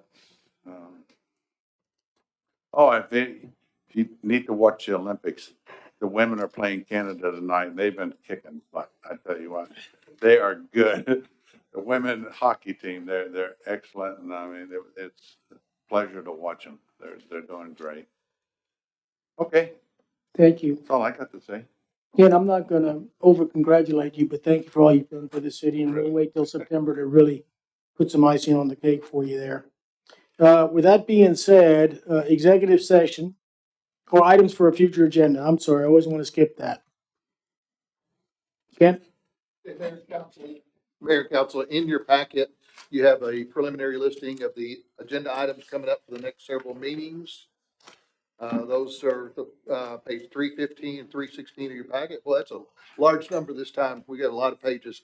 But we've got on the meeting on the 21st, we have one of the most important items that Shelley will be presenting is the HOT procedures for accepting HOT funding this year. We will be reviewing those and get your approval on those procedures. We will be amending the fee ordinance regarding taxi cabs also. Shelley's working on that. We've got a public hearing on the zoning change on PICA, appointment of election judges, contract for sharing election polls with the county. And we've got a couple of public hearings on zoning and land use changes. The consultant contract for the expansion of the visitor center, the architect consultant, that's on for the next meeting. And we're going to also ask you to update the records management ordinance and plan, approval of my goals for the remainder of my tenure with the city. And then we have discussion on an EDA grant for the parking facility. So those are the items we have thus far for the next council meeting. Any questions on those at this time? Johnson? You okay? Being none? Thank you, Ken. That's all. Executive session, item 13. The city council will recess in the open meeting and reconvene in executive session pursuant to Texas Government Code Section 551.071.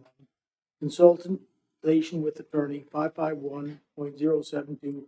Deliberating regarding real property 551.074. Personal matters and 551.87. Excuse me. Deliberation regarding economic development. A, consider and discuss the lease or value of real property located at 2818 US 290 in the city of Fredericksburg, Texas, 551.072, and consider and discuss the commercial and financial information the city council has received from a prospect seeking to develop wine and culinary arts center at 2818 US 90 in the city, and to deliberate possible offer of financial or other incentive to the prospect, 551087. And B, consider and discuss the appointment, evaluation, and or duties of public officer or employee, specifically the city manager, Section 551.074, and C, consider and discuss the coalition of postal property owners as an incorporated nonprofit association versus the city of Fredericksburg, pending in the 216th District Court, 551.071, subsection 1. I'll entertain a motion to go from regular session into executive session. So moved. Have a motion by Tom, second by Kathy. Any further discussion? There is none. All those in favor? Aye. Aye.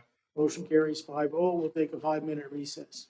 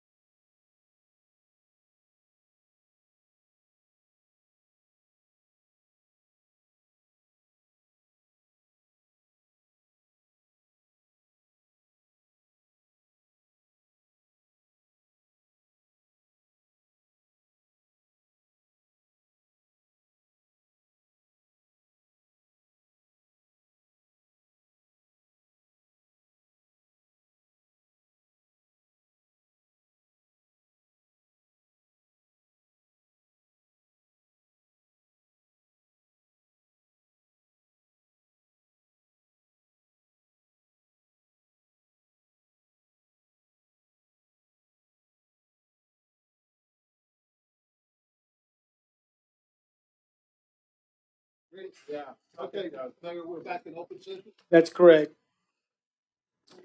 Okay, we're back in open session, so we're gonna, do I need to, Daniel, do I need to read, all these again? Under, No. okay. Ordinances. With that being said, I would like to entertain a motion on item A, consider and discuss and lease the value of real nope, that's wrong. I apologize. Discuss and consider coalition of the Post Oak property owners of an incorporated nonprofit association versus the city of Fredericksburg pending 216 District Mayor. Court. We need to go back to item 7B. Okay, that's what I was asking. I apologize. Thank you. Right, 7B, 7C, and 7. Okay, I'm gonna go to 7B. Consider the ordinance,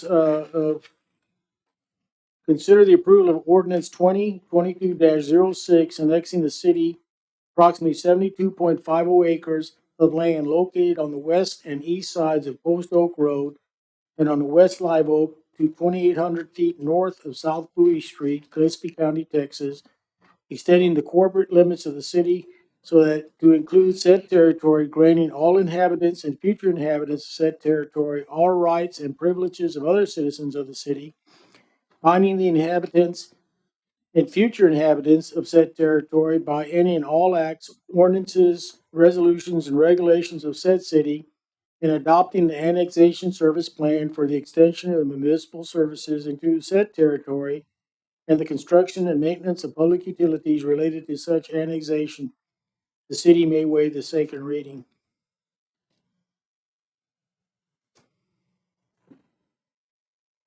Anybody want to make a motion on this? Yeah, this here cuts out the, two properties, or is this the one that's cutting out?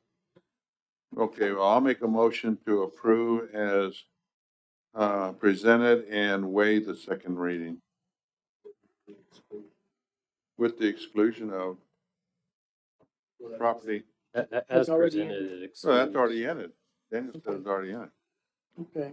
So we have a motion by Jerry and to waive the second reading. Do I hear a Waive second? the second reading, yes. Second. I have a second by Bobby. Any further discussion?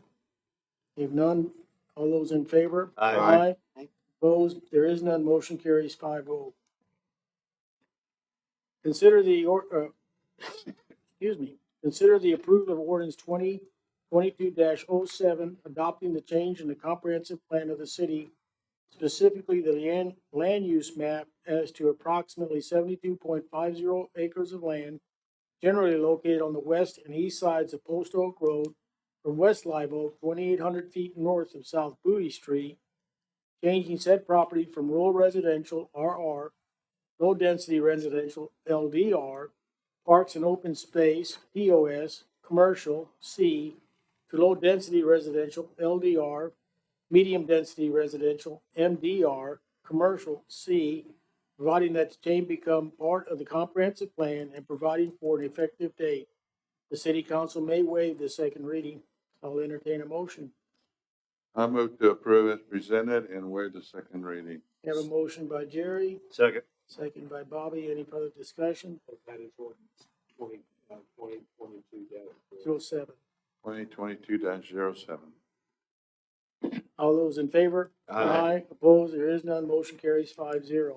D, consider the approval of ordinance 2022-08, amending the zoning ordinance of the city and establishing a zoning district as to approximately 72.50 acres of land generally located on the west and east sides of Post Oak Road from West Live Oak to 2,800 feet north of South Bowie Street, situated in the city, establishing said property as single-family residential, R1, mixed residential, R2, and neighborhood commercial, C1, and providing for an effective date.